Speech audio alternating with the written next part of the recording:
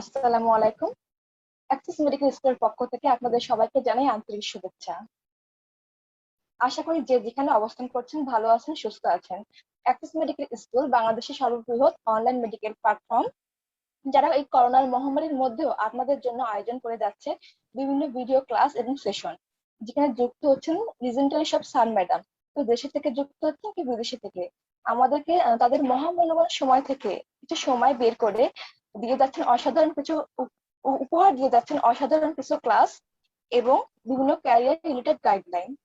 এবং আপনারা অবগত হয়েছেন যে প্রায় 2500-এর মতো ভিডিও আমাদের অ্যাক্সেস মেডিকেল স্কুল ইউটিউব চ্যানেলে অলরেডি আপলোড করা হয়ে গিয়েছে।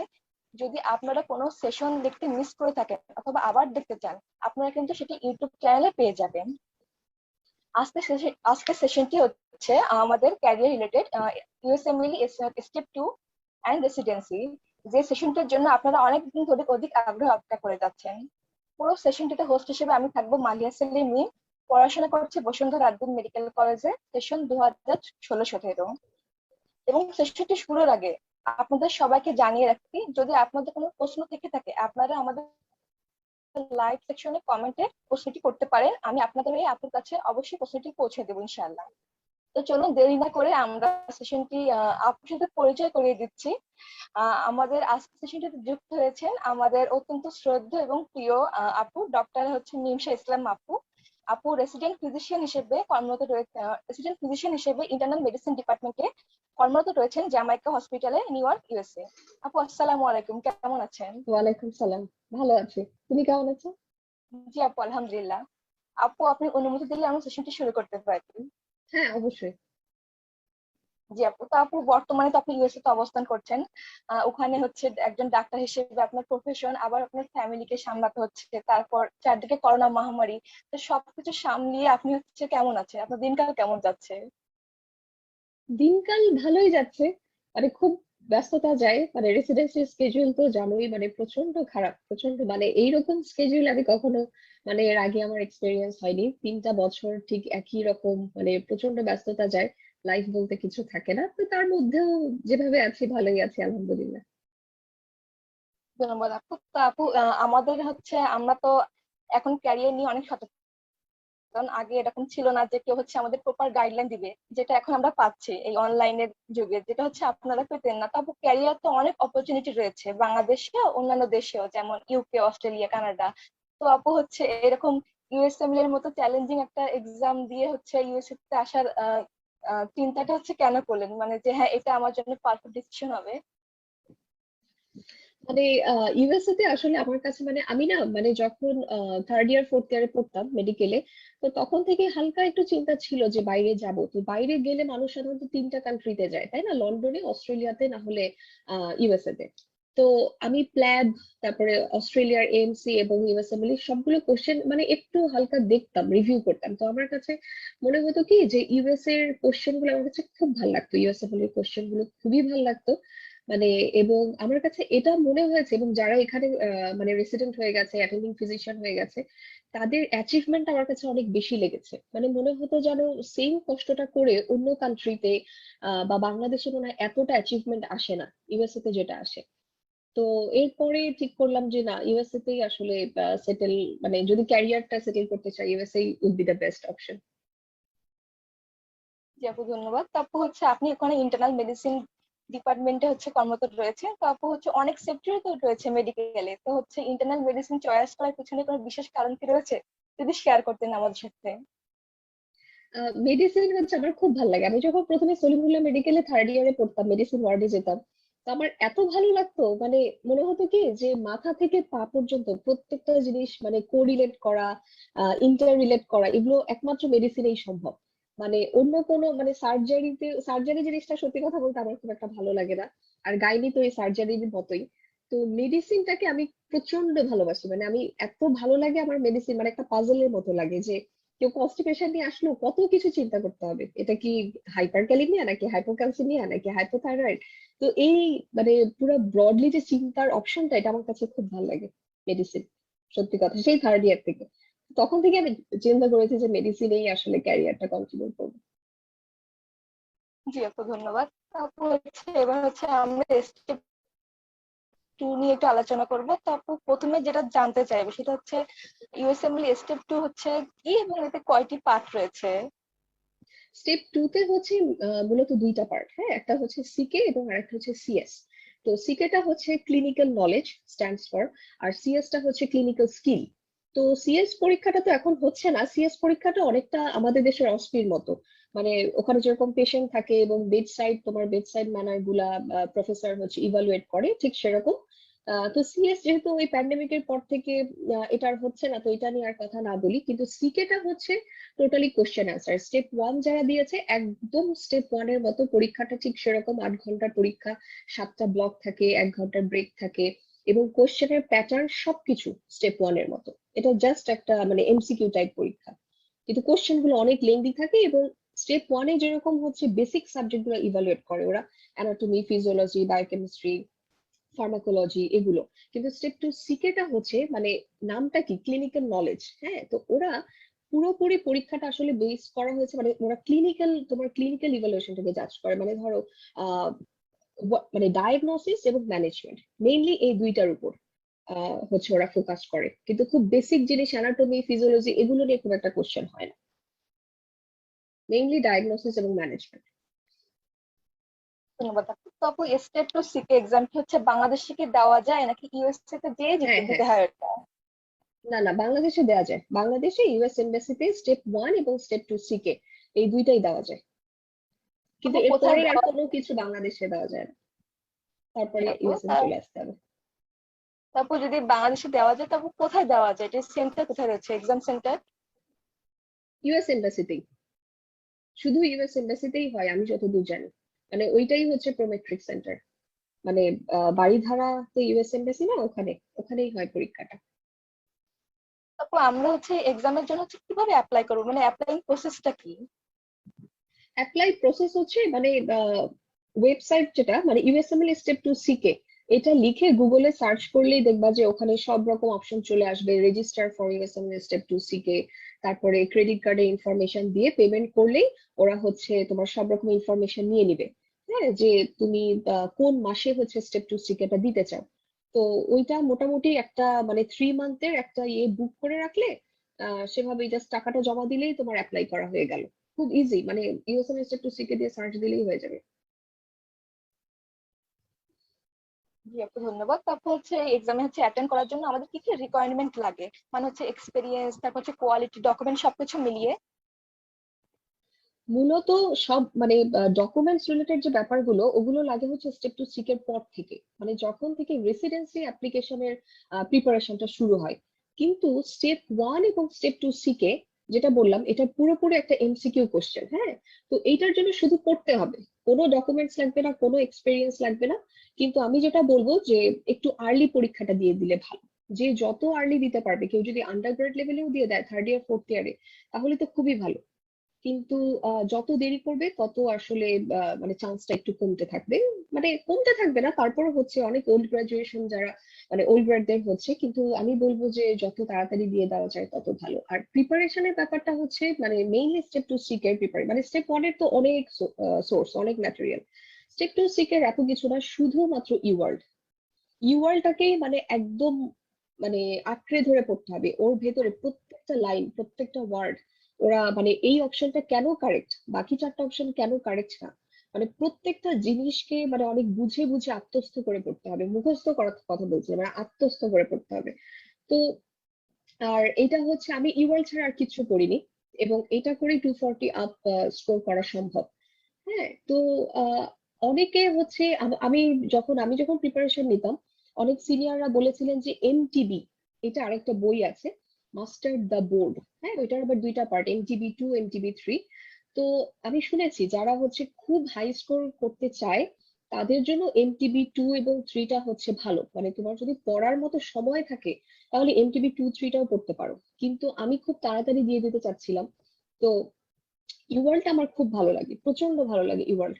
তো ইওয়ার্ল্ড আমি বারবার বারবার করে পড়তাম, মানে প্রত্যেকটা কোশ্চেনের একদম ভেতরের যে এক্সপ্লেনেশনটা। আমার যখনই একটা কোশ্চেনের অ্যান্সার ভুল হতো, আমি আবার পড়তাম ভালোভাবে যে কেন ভুল হলো, তাহলে আমি যেটা দিলাম আহ সেটা কি হলে ঠিক হতো, কোশ্চেনের প্যাটার্নটা কি চেঞ্জ হলে ওটা ঠিক হতো। হ্যাঁ, মানে একটা কোশ্চেন নিয়ে অনেকক্ষণ ধরে এক্সপেরিমেন্ট করতে হবে।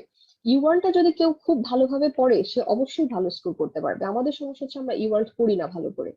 তো এটার জন্য অনেকে ভাবে যে না, ইওয়ার্ল্ড ইজ নট এনাফ। ইওয়ার্ল্ড যদি কেউ ভালো করে পড়ে, দিস ইজ মানে সাচ এ স্ট্যান্ডার্ড এক্সাম ইওয়ার্ল্ডটা এবং কোশ্চেন স্টাইল, তো এটা পড়লে আমার মনে হয় না কারো স্কোর খারাপ হওয়া সম্ভব। only eWorld. So I would just suggest only eWorld for step 2 CK. ধন্যবাদ আপু। তো আপু হচ্ছে এক্সাম ফরম্যাট বা কোশ্চেন প্যাটার্ন তো আপনি বললেন স্টেপ 1 এর মতোই। তো আপু হচ্ছে কোন কোন সাবজেক্ট কোন কোন টপিক গুলো থেকে বেশি কোশ্চেন এসে থাকে, মানে এগুলো থেকে আসবে কোশ্চেন গুলো এরকম, আর হচ্ছে কোন কোশ্চেনের কোন সেগমেন্ট গুলোতে হচ্ছে মানুষ বেশি ভুল করে থাকে? সাধারণত আমাদের ভুলটা হয় হচ্ছে স্ট্যাটিস্টিক্স এ বেশি। স্ট্যাটিস্টিক্স এবং এথিক্স এই দুইটাতে হচ্ছে আমরা একটু খারাপ করি। কারণ এটা নিয়ে পরে বলছি, কিন্তু কোন সাবজেক্টে বেশি কোশ্চেন থাকে সেটা হচ্ছে যে কোনো ডিজিজ নিয়ে। আমি কয়েকটা উদাহরণ দিই। যেমন কোশ্চেনের প্যাটার্নটা থাকে কিরকম, বেশিরভাগ কোশ্চেনেরই লাস্টের যে পার্টটা থাকে সেটা ওরা জিজ্ঞাসা করে যে what is the next best step of management. তো এইটা মানে এইটা বলতে ওরা বুঝায় যে এটা ডায়াগনোসিসের একটা স্টেপ হতে পারে, আবার এটা হচ্ছে ট্রিটমেন্টের একটা স্টেপ হতে পারে। এখন ধরো কোশ্চেনে বললো মানে পুরাটা সিনারিও দেখে মনে হলো যে এটা হচ্ছে পেশেন্টের এসএলই আছে। হ্যাঁ, তোমার মানে তুমি বুঝে গেলা যে একদম ম্যালার র্যাশ সবকিছু বললো এসএলইর মতো। এবং ওরা লাস্টে গিয়ে কোশ্চেন করলো what is the next best step of management. তো ওখানে যতগুলো অপশন আছে ওর মধ্যে অ্যান্টি নিউক্লিয়ার অ্যান্টিবডি আছে, অ্যান্টি ডাবল স্ট্র্যান্ডেড অ্যান্টিবডি আছে, অ্যান্টি স্মিথ অ্যান্টিবডি আছে। এর মধ্যে কোনটা তুমি ইমিডিয়েট নেক্সট করবা? হ্যাঁ, এইভাবে ওরা ইভালুয়েটটা করে, মানে স্টেপ ওয়াইজ ওরা তোমার মানে তুমি ট্রিটমেন্ট করতে পারছো কিনা, স্টেপ ওয়াইজ তুমি ডায়াগনোসিস করতে পারছো কিনা সেটা ওরা ইভালুয়েট করে। যেমন তুমি যদি এখন অপশনগুলোর মধ্যে তুমি অ্যান্টি নিউক্লিয়ার অ্যান্টিবডি বাদ দিয়ে তুমি যদি anti double stranded DNA antibody দাও তাহলে কিন্তু তোমার অ্যান্সার রং হয়ে যাবে। হ্যাঁ, এবং কেন রং হবে সেটা তোমাকে বুঝতে হবে। যে প্রথমে এএনএ দিতে হবে, এএনএ যদি পজিটিভ আসে অনলি দেন তুমি অ্যান্টি ডিএনএ অ্যান্টিবডি চেক করবা। হ্যাঁ, তো মনে করো ওইটা তোমার ঠিক হলো, তুমি এএনএ দিলা। তো একই কোশ্চেনের আবার 5টা মনে করো ভাগ থাকে। তো পরের কোশ্চেনে ওরা জিজ্ঞাসা করবে আচ্ছা এএনএ পজিটিভ আসলো, now what is your next best step of management. তো এখন ধরো anti double stranded DNA antibody আছে, তখন তুমি ওইটা সিলেক্ট করবা, মানে এভাবে। আবার ধরো আরেকটা কোশ্চেন আসলো যে পেশেন্টের পুরো সিনারিও দেখে তুমি বুঝলা যে পেশেন্টের হচ্ছে পার্কিনসন্স ডিজিজ। হ্যাঁ, তো এখন ওরা কোশ্চেন করবে যে what is the next best step to confirm the diagnosis. কোশ্চেনের লাস্ট লাইনটা খুব ভালো করে পড়তে হয় সিকে তে। কারণ সিকে হচ্ছে বেসিক কোনো কিছু জাজ করে না, শুধুমাত্র ক্লিনিক্যালি তোমার জাজমেন্টটা ওরা ইয়ে করে, যে তোমার থিঙ্কিং প্রসেস, তোমার ডায়াগনস্টিক স্টেপ গুলো, তোমার ম্যানেজমেন্ট প্রোটোকলটা ওরা জানতে চায়। হ্যাঁ, ধরো পার্কিনসন্স ডিজিজে, পার্কিনসন্স কিন্তু একদম ক্লিনিক্যাল ডায়াগনোসিস। পার্কিনসন্স ডায়াগনোসিস করার জন্য কিন্তু তোমার এমআরআই করতে হবে না, সিটি স্ক্যান করতে হবে না, কিচ্ছু না। ওইটাই ওরা জানতে চায় তুমি জানো কিনা।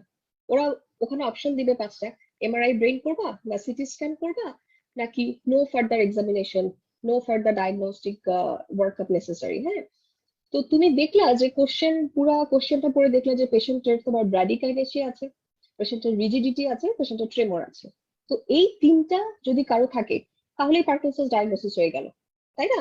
এই 3টে দিয়েই কিন্তু পার্কিনসন্স তোমার এটাই confirm, that is the clinical diagnosis, এটাই কনফার্ম। তোমার কনফার্ম করার জন্য এমআরআই করতে হবে না।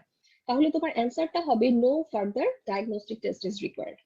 তো এইরকম করে ওরা আসলে জানতে চায় যে তুমি জানো কিনা যে আসলে পার্কিনসন্স কনফার্ম করার জন্য কোনো ইমেজিং এর দরকার নেই।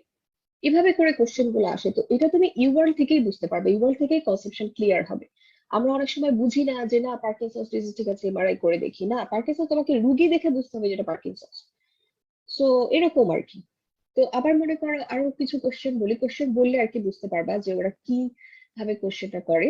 আহ মনে করো একটা প্রেগনেন্ট পেশেন্ট আসছে, তো সে এসে বললো যে আমি তো হচ্ছে কনসিভ করার আগে আমি হেপাটাইটিস বি ভ্যাকসিন দিয়েছি ফার্স্ট ডোজ, তো আমি কি এখন সেকেন্ড ডোজ বা সাবসিকুয়েন্ট ডোজ গুলো আমি কমপ্লিট করতে পারবো কিনা। হুম, এখন তার মধ্যে 5টা কোশ্চেন ওরা বিভিন্ন ভাবে বলবে যে yes you can continue after delivery, yes you can continue, no you cannot continue, এরকম। তো এখন আসলে কি তোমাকে জানতে হবে যে ভ্যাকসিন থেকে কন্ট্রাইন্ডিকেটেড কিনা প্রেগন্যান্সির মধ্যে। ভ্যাকসিন কিন্তু কন্ট্রাইন্ডিকেটেড না, হেপাটাইটিস বি ভ্যাকসিনটা। তো সেইভাবে মানে এই জিনিসগুলো তুমি যত ইওয়ার্ল্ড করবা, ইওয়ার্ল্ড এর ভেতরের যে এক্সপ্লানেশন গুলো পড়বা, তখনই তুমি জানতে পারবা যে হ্যাঁ মানে আসল অ্যান্সারটা কি হবে। কোশ্চেনের প্যাটার্নটা মেনলি এরকমই থাকে যে what is the next best step of management, অথবা যদি ডায়াগনোসিস শেষ হয়ে যায় তখন তোমাকে বলবে তুমি ট্রিটমেন্ট কি করবা। কাওয়াসাকি ডিজিজের ধরো বলবে যে কাওয়াসাকি ডিজিজ ডায়াগনোসিস হয়ে গেল, তুমি ট্রিটমেন্ট করে ফেলেছো, এরপরে তুমি কি করবা, তোমাকে একটা ইকোকার্ডিওগ্রাম করতে হবে। হ্যাঁ, এরকম এরকম মানে পুরোপুরি ক্লিনিক্যাল। এটা কোনো বেসিক অ্যানাটমি ফিজিওলজি বা কেমিস্ট্রি কিছু না, জাস্ট ডায়াগনোসিস এন্ড ম্যানেজমেন্ট। ধন্যবাদ আপু। তারপর ইউএসএমএল স্টেপ 1 কমপ্লিট করার কতদিন পরে হচ্ছে স্টেপ 2 টা হচ্ছে দিতে হয়, মানে কোনো ধরা বাঁধা সময় কি রয়েছে যে এতদিনের মধ্যে দুইটা স্টেপ হচ্ছে কমপ্লিট করতে হবে, এবং হচ্ছে একজন ক্যান্ডিডেট চাইলে কতবার হচ্ছে এক্সামে অ্যাটেন্ড করতে পারে? মানে ফেল ধন্যবাদ আপু। করলে তো সে যতবার খুশি অ্যাটেন্ড করবে জি মনে আপু। হয়, তাই না? আমি ঠিক জানি না যে আসলে ফেল করলে কতবার অ্যাটেন্ড ওরা করতে দেয়। মনে হয় একবার বা দুইবার বোধহয় করা যাবে, কিন্তু আহ আমি বলবো যে within 6 months step two C K দেওয়া উচিত। হ্যাঁ, কারণ যে স্টেপ 1 কমপ্লিট করে ফেলেছে সে নিজেই বুঝবে, সে যখন স্টেপ টু সি কে প্রিপারেশন নিতে যাবে, মানে ওই স্টেপ 1 এর যে নলেজটা মোটামুটি 70% তার স্টেপ টু সি কে প্রিপারেশন হয়ে যাবে স্টেপ 1 এর নলেজ দিয়ে। এই জন্য আমি বলবো যে ওই নলেজটা ফ্রেশ থাকতে থাকতে স্টেপ 2 সি কে প্রিপারেশন নিয়ে নেওয়া শুরু করে দেওয়া উচিত। খুব বেশি দেরি করলে হবে কি, স্টেপ 1 এর নলেজ তুমি সব ভুলে যেতে থাকবে, এবং তারপরে আবার নতুন করে সবকিছু পড়তে হবে, তুমি কোশ্চেন গুলো বুঝতে পারবে না। মানে স্টেপ 1 টা তো হচ্ছে তোমার বেসিক ক্লিয়ার করে, বেসিক যখন ক্লিয়ার হয়ে যাবে তখন স্টেপ 2 সি কে একদম ইমিডিয়েটলি দিয়ে দেওয়া উচিত, তাহলে স্টেপ 2 সি কে স্কোর ভালো আসে। With the knowledge of step 1 and UWorld, মানে এই কম্বিনেশন করলে স্টেপ টু সিকের স্কোর অবশ্যই ভালো, 240 আপ আসবেই। দেরি করা যাবে না, উইদিন 6 মান্থস। আমি উইদিন 6 মান্থস দিয়ে দিয়েছিলাম। জি আপু, ধন্যবাদ আপু। আপনার কি মনে হয় একজন স্টুডেন্ট হচ্ছে কবে থেকে হচ্ছে ইউএসএমএল এর জন্য প্রিপারেশন নেওয়া উচিত, এবং হচ্ছে কোন টাইমটা তার জন্য পারফেক্ট টাইম ইউএসএমএল দেওয়ার জন্য? মানে বাংলাদেশে যারা এমবিবিএস জি করছে আপু। জি আপু। যত মানে তাড়াতাড়ি পারে, মানে সে যদি ডি- হ্যাঁ, সে যদি ডিসিশন নিয়ে থাকে যে আমি মানে ইউএসএ তে যাব, হ্যাঁ, তাহলে আমি বলবো যে সে 4th ইয়ার 5th ইয়ার মানে ওই দিককার পড়ালেখা যেন আবার নষ্ট না হয়। হ্যাঁ, এমবিবিএস এর কোনো কিছু যেন মানে হ্যাম্পার না হয় ইউএসএমএল পড়তে গিয়ে। সো আমি বলবো যে 4th ইয়ার 5th ইয়ারে থাকতে থাকতেই দিয়ে দেওয়া উচিত। কারণ কি, কারণ বাংলাদেশ যদি আপনি ডিটারমাইন্ড হন যে আপনি ইউএসএ তে আসবেন এবং ইউএসএ তে ক্যারিয়ার করবেন, তাহলে মানে অনেস্টলি বলতে গেলে বাংলাদেশের ইন্টার্নশিপ এখানে একেবারেই কাজে লাগে না। আমি নিজে বাংলাদেশে ইন্টার্নশিপ করে এসেছি, তো এখানকার সিস্টেমটা পুরোটা ডিফারেন্ট, পুরা মানে রেসিডেন্সি, পেশেন্ট দেখা, ওদের ডায়াগনস্টিক অ্যাপ্রোচ, ওদের ট্রিটমেন্ট অ্যাপ্রোচ এতটা ডিফারেন্ট যে ইন্টার্নশিপ করে কোনো লাভ হয় না আসলে। তো আপনি যদি মনে করেন যে না, আমি ইউএসএ তে আসবোই, ফুলি ডিটারমাইন্ড, তাহলে ইন্টার্নশিপ করে সময় নষ্ট করার কোনো দরকার নাই। আপনি চলে আসতে পারেন, সাথে সাথে পরীক্ষা টরীক্ষা সবকিছু দিয়ে ইউএসএ তে চলে আসা উচিত। কিন্তু যদি মনে করেন যে না, একটু দোটানার মধ্যে আছি, যাবো কি যাবো না, আবার গেলেও আবার ব্যাক করবো, তাহলে বাংলাদেশেও কিছু একটা অ্যাটলিস্ট করে আসা দরকার আর কি, বাংলাদেশে ইন্টার্নশিপ করা দরকার, অ্যাটলিস্ট এফসিপিএস পার্ট 1 দিয়ে তারপরে আসা যায়। কিন্তু আমি বলবো কি, বাংলাদেশে তো পোস্ট গ্রাজুয়েশনের কোনো মানে এইজ কোনো মানে এইজ লিমিটেশন আছে কি, কোনো প্রেফারেন্স যে না খুব তাড়াতাড়ি দিতে হবে, এমন কি কিছু আছে? এফসিপিএস 1 খুব তাড়াতাড়ি দিতে হবে, আমি ঠিক জানি না আসলে।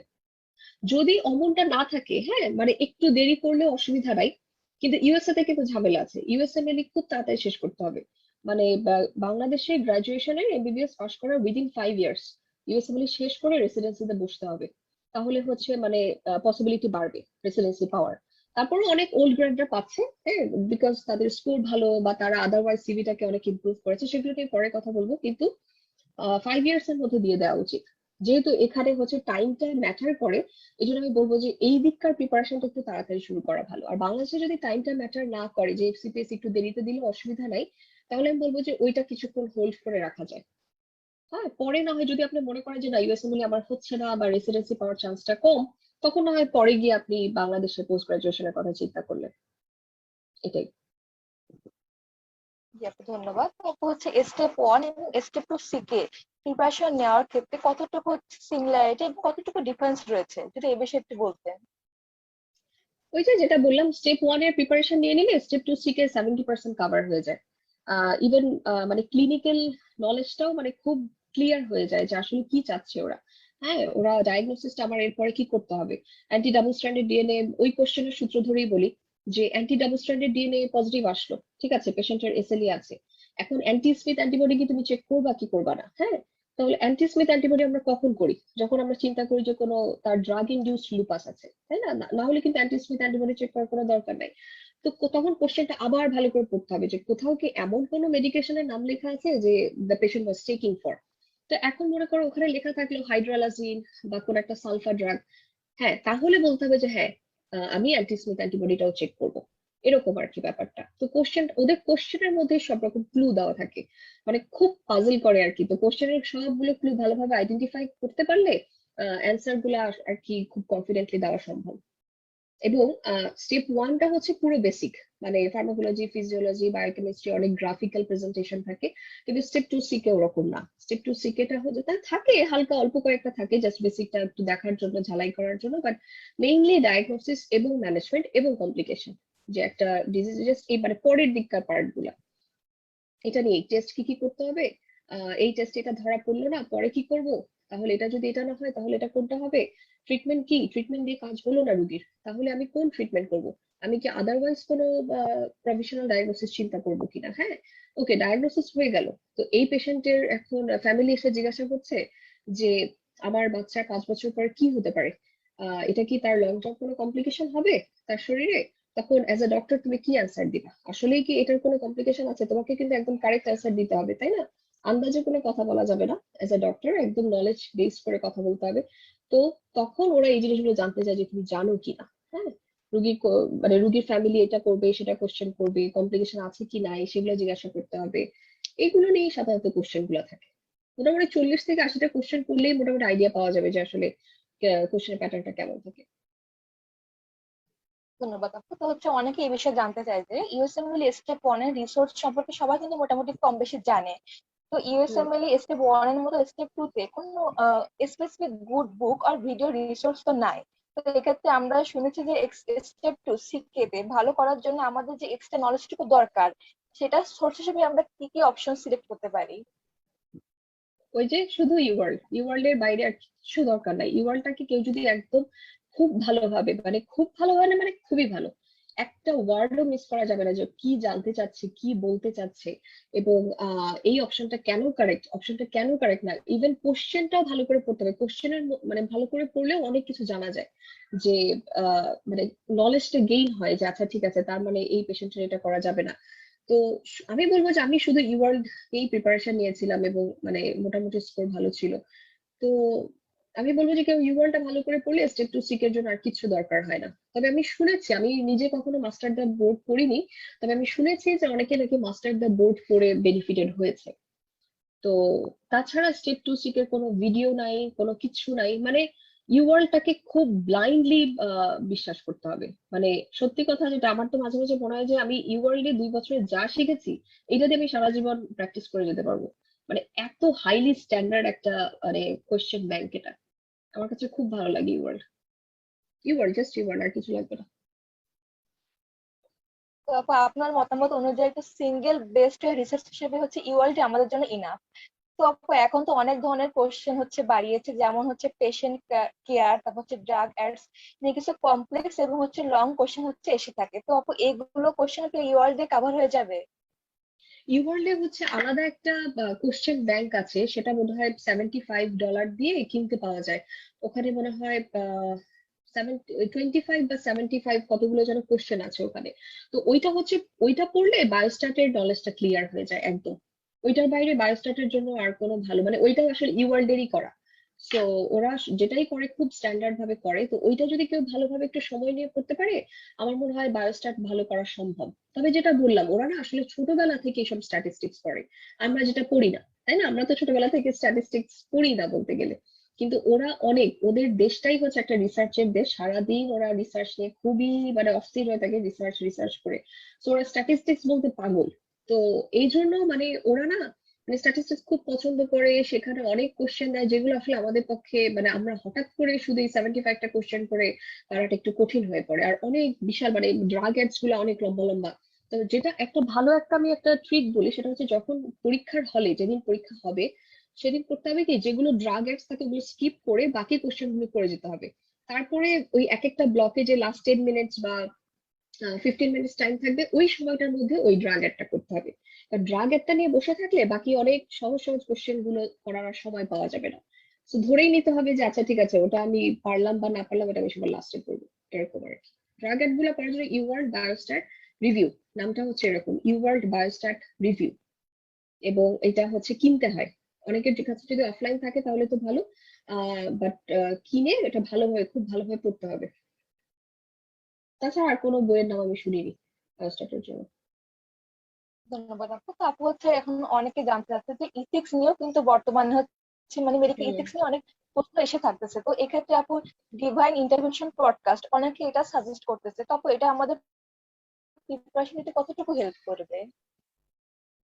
এখন ওটা তো আমি পড়িনি, তো আমি জানি না। তো আমাদের সময় আমি যেটা পড়েছি সেটা হচ্ছে doctor Conrad Fischer 100 case ethics, আমি জানি না তোমরা এটা নিয়ে জানো কিনা। আমাদের সময় সবাই আমরা এটাই পড়তাম, এবং এটা পড়ে মোটামুটি মানে কোশ্চেনের প্যাটার্নটা মানে মোটামুটি একই রকম ছিল, মানে বুঝতে পেরেছি যে ওরা কি প্যাটার্নে কোশ্চেন করে। এবং সত্যি কথা বলতে এথিক্স জিনিসটা আমারও খারাপ হতো, মানে আমিও কোশ্চেন গুলা মানে রং সিলেক্ট করতাম। কিন্তু এথিক্স আমি এখন বুঝতে পেরেছি রেসিডেন্সি শুরু করার পর থেকে, কারণ প্রতিদিন এত পেশেন্ট এবং পেশেন্টের ফ্যামিলির সাথে কথা বলতে হয়, প্রফেশনালি কলিগদের সাথে কথা বলতে হয়, এবং ওরা মানে ওদের যে ম্যানারটা এবং প্রফেশনাল অ্যাপ্রোচটা খুব ডিফারেন্ট, এবং ওরা এটাকে খুব কেয়ার করে। মানে তুমি কারোর সাথে রুড, তোমার কথায় যেন বিন্দু মাত্র রুডনেস প্রকাশ না পায়। তো এই জিনিসটা মানে পেশেন্টকেও কথা বলার সময় খুব বুঝিয়ে বলতে হবে। পেশেন্ট যদি তোমার উপর মানে চিৎকার চেঁচামেচি করে তাও তুমি পেশেন্টকে কিছু বলতে পারবা না। পেশেন্ট যদি বলে যে doctor why you are so late, হ্যাঁ, তখন তুমি মনে করো তোমার একটা পারফোরেটেড অ্যাপেন্ডিক্স এর পেশেন্ট ছিল, যাকে তুমি ইমার্জেন্সিতে মানে জাস্ট ম্যানেজ করে আসলা, সে কারণে তোমার দেরি হয়েছে এই অফিসের একটা স্টেবল পেশেন্টের কাছে আসতে। হ্যাঁ, এরপর যদি পেশেন্ট তোমার উপর রাগারাগি করে তুমি কিচ্ছু বলতে পারবে না পেশেন্টকে। পেশেন্টকে বলতে হবে যে I am so sorry that I am late, but how can I help you now. হ্যাঁ, তুমি বলতেও পারবে না আমার খুব ইমার্জেন্সি একটা পেশেন্ট ছিল, কারণ তখন এই পেশেন্টটা ভাববে যে তুমি তাকে প্রায়োরিটি কম দিচ্ছ আর ওই পেশেন্টের প্রায়োরিটি বেশি দিচ্ছ। তো এভাবে পেশেন্টের সাথে কিভাবে কথা বলতে হবে, তুমি কোন কথাগুলো বলতে পারবা না, কোন কথাগুলো বলাটা মানে প্রফেশনালি আনএথিক্যাল হবে, গিফট নেওয়া যাবে কি যাবে না, তারপরে হচ্ছে পেশেন্টের কাছ থেকে, এগুলো না খুব প্র্যাকটিক্যাল, খুবই প্র্যাকটিক্যাল। এটা যখন এখানে ক্যারিয়ার করা করা শুরু করি আমরা, তখন আমরা জিনিসটা ভালোভাবে বুঝতে পারি। তো এখন আমার মনে হয় যে ইউআরএল যে এথিক্স এর কোশ্চেন গুলো সব মনে হয় আমি ঠিক করতে পারবো, কিন্তু তখন যখন আমি পড়তাম তখন মনে হতো যে বেশিরভাগই ভুল যেত, কারণ আমরা তো বুঝতাম না, আমরা তো ওভাবে মানে শিখে আসিনি, তাই না, বাংলাদেশে। তো ওইটা আসলে কি বলবো, ওইটা ওই আমি জাস্ট কনরাড ফিশারেরটাই পড়তাম। বেশি করে কোশ্চেন করতে করতে, যত বেশি কোশ্চেন করবা তত তোমার আইডিয়া ক্লিয়ার হবে যে অ্যাকচুয়ালি ওরা কি টাইপের অ্যান্সার পছন্দ করে। হ্যাঁ, এটাই বলবো। তাছাড়া আমি জাস্ট ওই একটা সোর্সের কথাই জানি, ইউয়ার্ল্ড আর কনরাড ফিশার। জি আপু, ধন্যবাদ। তো আপু হচ্ছে আমরা হচ্ছে কিভাবে প্রিপারেশন নিতে পারি, মানে আপনি কিভাবে নিয়েছিলেন, পড়াশোনার শিডিউল কিভাবে সাজিয়েছিলেন যে হ্যাঁ প্রতিদিন আমাকে এই টপিকটা এতটুকু পড়তে হবে, বা হচ্ছে এই কোশ্চেন এতগুলো কোশ্চেন আমাকে সলভ করতে হবে, এতটুকু সময় আমাকে দেওয়া লাগবে। তো এটা সম্পর্কে যদি একটু ধারণা দিতেন আমাদেরকে। এটা কি স্টেপ 2 সিকের জন্য না স্টেপ 1 এর জন্য? তো স্টেপ টু সিক এর জন্য মেইনলি, আপনি স্টেপ টু ওয়ান গুলো আমাদের জন্য আরো সুবিধা সেটা। স্টেপ ওয়ান এরটা মানে স্টেপ ওয়ান অনেক ভাস্ট, অনেক ভাস্ট, মানে ধৈর্য হারায় ফেলে সবাই, এরকম একটা ব্যাপার। তো স্টেপ টু সিকের জন্য যেটা বলবো যে পড়তে খুব কম সময় লাগবে, যেহেতু আমি স্টেপ ওয়ানটা দিয়েই স্টেপ টু সিকে পড়া শুরু করেছি। তো কোশ্চেন গুলো দেখে মনে হতো যে আল্লাহ, এটা তো আমি মাত্র করে আসলাম স্টেপ ওয়ানে, এরকম মানে এতটা সিমিলার কোশ্চেনটা, জাস্ট প্যাটার্নটা একটু ডিফারেন্ট, মানে ওরা অ্যান্সারের অপশন গুলো একটু ডিফারেন্ট। তো যেহেতু স্টেপ ওয়ান শেষ করে স্টেপ টু সিকেটা দিলাম, তখন যেটা হয়েছে যে আমি কোশ্চেনের পড়ার স্পিডটা অনেক বেড়ে গিয়েছিল। যেমন প্রথম যখন স্টেপ ওয়ান কেউ শুরু করে তার কোশ্চেন পড়তে অনেক সময় লাগে। প্রতিদিন হয়তো 20টার বেশি কোশ্চেন করা যায় না, because it takes a long time to annotate, তাই না? কিন্তু স্টেপ টু সি কে পড়তে গেলে না এত সময় লাগে না, প্রতিদিন 40টা কোশ্চেন শেষ করতে হবে, এরকম একটা টার্গেট নিতে হবে অ্যাটলিস্ট। এবং শেষের দিকে যখন এক্সামের যে ডেটটা কেউ সিলেক্ট করলো, যে আমি ডিসেম্বরের 23 তারিখে এক্সাম দিব, ঠিক তার 2 মাস আগে থেকে বারবার বারবার করে ইওয়ালটা রিভিশন দিতে হবে। প্রতিদিন যখন ইওয়াল রিভিশনের পর্যায়ে চলে আসবে তখন হচ্ছে মানে প্রায় প্রতিদিন 80টা কোশ্চেনের মতো শেষ করতে হবে ইওয়াল থেকে, এরকম একটা টার্গেট নিয়ে রাখতে হবে। কেন? কারণ হচ্ছে যে প্রতিদিন যদি অল্প কোশ্চেন পড়া হয়, এবং তাহলে কি হবে যে মানে বেশি কোশ্চেন অল্প দিনে শেষ করা যাবে না। টার্গেট এমন হতে হবে যে আমি 10 দিনে পুরো ইওয়াল শেষ করবো, বা আমি 15 ডেজে বা 20 ডেজে পুরো ইউয়ালটা আমি একবার রিভিশন দিব। এরপরে আবার আমি 15 ডেজে আবার পুরোটা রিভিশন দিব। যত মানে ফ্রিকোয়েন্টলি জিনিসগুলো তুমি রিভিউ করতে থাকবা তত জিনিসটা মাথায় ঢুকবে। না হলে তুমি যদি 30 দিন আগে ওই জিআই সিস্টেম পড়ে বসে থাকো, এরপরে সবকিছু ভুলে যেতে হবে। মানে জিনিসগুলো যত পড়বা তত মনে রাখতে পারবা। সো আমি প্রিপারেশন নিয়েছিলাম 6 মাসে। প্রথম 4 মাস আমি পুরা ইউআরটা জাস্ট একবার করতে পেরেছি। মানে সবগুলো প্রায় 1500টার মতো কোশ্চেন থাকে, তাই না? তো 1500টা কোশ্চেন প্রতিদিন 40-40টা করে শেষ করেছি প্রথম 4 মাসে। এরপরে লাস্ট 2 মাসে আমি ইউওয়ার্ল্ড প্রায় আহ 2 থেকে 3 বার বোধহয় আমি রিভিউ করতে পেরেছি পুরাটা আবার। এবং কোশ্চেন মার্ক করা যায় ওখানে, যে কোশ্চেনগুলো তুমি ভুল করছো বা যেগুলো মনে হচ্ছে যে না আমি আবার হয়তো ভুল করতে পারি, তো ওগুলো মার্ক করে রাখা যায়। তখন তুমি শুধু মার্কড কোশ্চেন গুলো রিভিউ করতে পারো লাস্ট 2 মাসে। আর এরপরে পরীক্ষার ঠিক 30 দিন আগে হচ্ছে ইউওয়ার্ল্ড এর সেলফ অ্যাসেসমেন্ট এক্সামিনেশন হয়। হ্যাঁ, ওইটা হচ্ছে একদম মানে মিমিক করে হচ্ছে অরিজিনাল এক্সামটা। ওই এক্সামটা দিতে হয়। একটা দেওয়া উচিত প্রায় 1.5 মাস থেকে 1 মাস আগে, আরেকটা দেওয়া উচিত পরীক্ষার ঠিক 10 দিন আগে, 10 থেকে 15 দিন আগে। কারণ ওইটা হচ্ছে রিয়েল এক্সামটাকে একদম সিমুলেট করে এবং তোমার এক্সাম স্কোরটা কেমন হবে সেটার মোটামুটি একটা আইডিয়া দেয়। এবং ওইটা করতে পারলে তুমি বুঝবা যে কোন কোনগুলো আমার উইক পয়েন্ট। যেমন এটাকে বলে ইউ ওয়ার্ল্ড এসে, ইউ ওয়ার্ল্ড সেলফ অ্যাসেসমেন্ট 1, দুইটা পরীক্ষা। আর একটা হচ্ছে ইউ ওয়ার্ল্ড সেলফ অ্যাসেসমেন্ট 2। তো 1টা আগে দিতে হয়, তুমি বুঝবা যে আচ্ছা ঠিক আছে আমার কার্ডিওভাস্কুলার সিস্টেমে আমি একটু দুর্বল বা আমার বিহেভিয়ারাল সায়েন্সে আমার একটু স্কোর কম আসছে।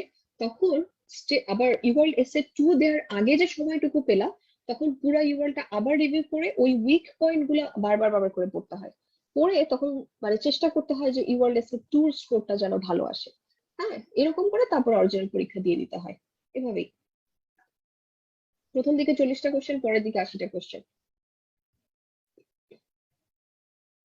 তারপর এখন তো সবাই হচ্ছে first year, second year, third year হচ্ছে ক্যারিয়ার নিয়ে অনেক চিন্তা ভাবনা করে। তো অনেকে দেখা যায় যে আপু হচ্ছে থার্ড ইয়ার বা ফোর্থ ইয়ারে উঠে স্টেপ 1 দেয়, দিয়ে হচ্ছে কমপ্লিটও করে ফেলে। কিন্তু তারা চিন্তা করে যে হচ্ছে ইন্টার্নশিপে দিয়ে বা হচ্ছে আমরা ইন্টার্নশিপ শেষ করে হচ্ছে ক্লিনিক্যাল এক্সপিরিয়েন্স নিয়ে হচ্ছে স্টেপ 2 সিকিটা হচ্ছে তারা দিতে চায়। তো এটা তার জন্য কতটুকু হচ্ছে বেনিফিট আনবে? ওই যে যেটা বললাম, আমিও ইন্টার্নশিপ করেই এসেছি। কারণ আমি শিওর ছিলাম যে হবে কি হবে না। অনেক মানুষ ভয় দেখাতো যে না এটা কারো হয় না, USMLE is a very tough journey, হ্যাঁ এরকম।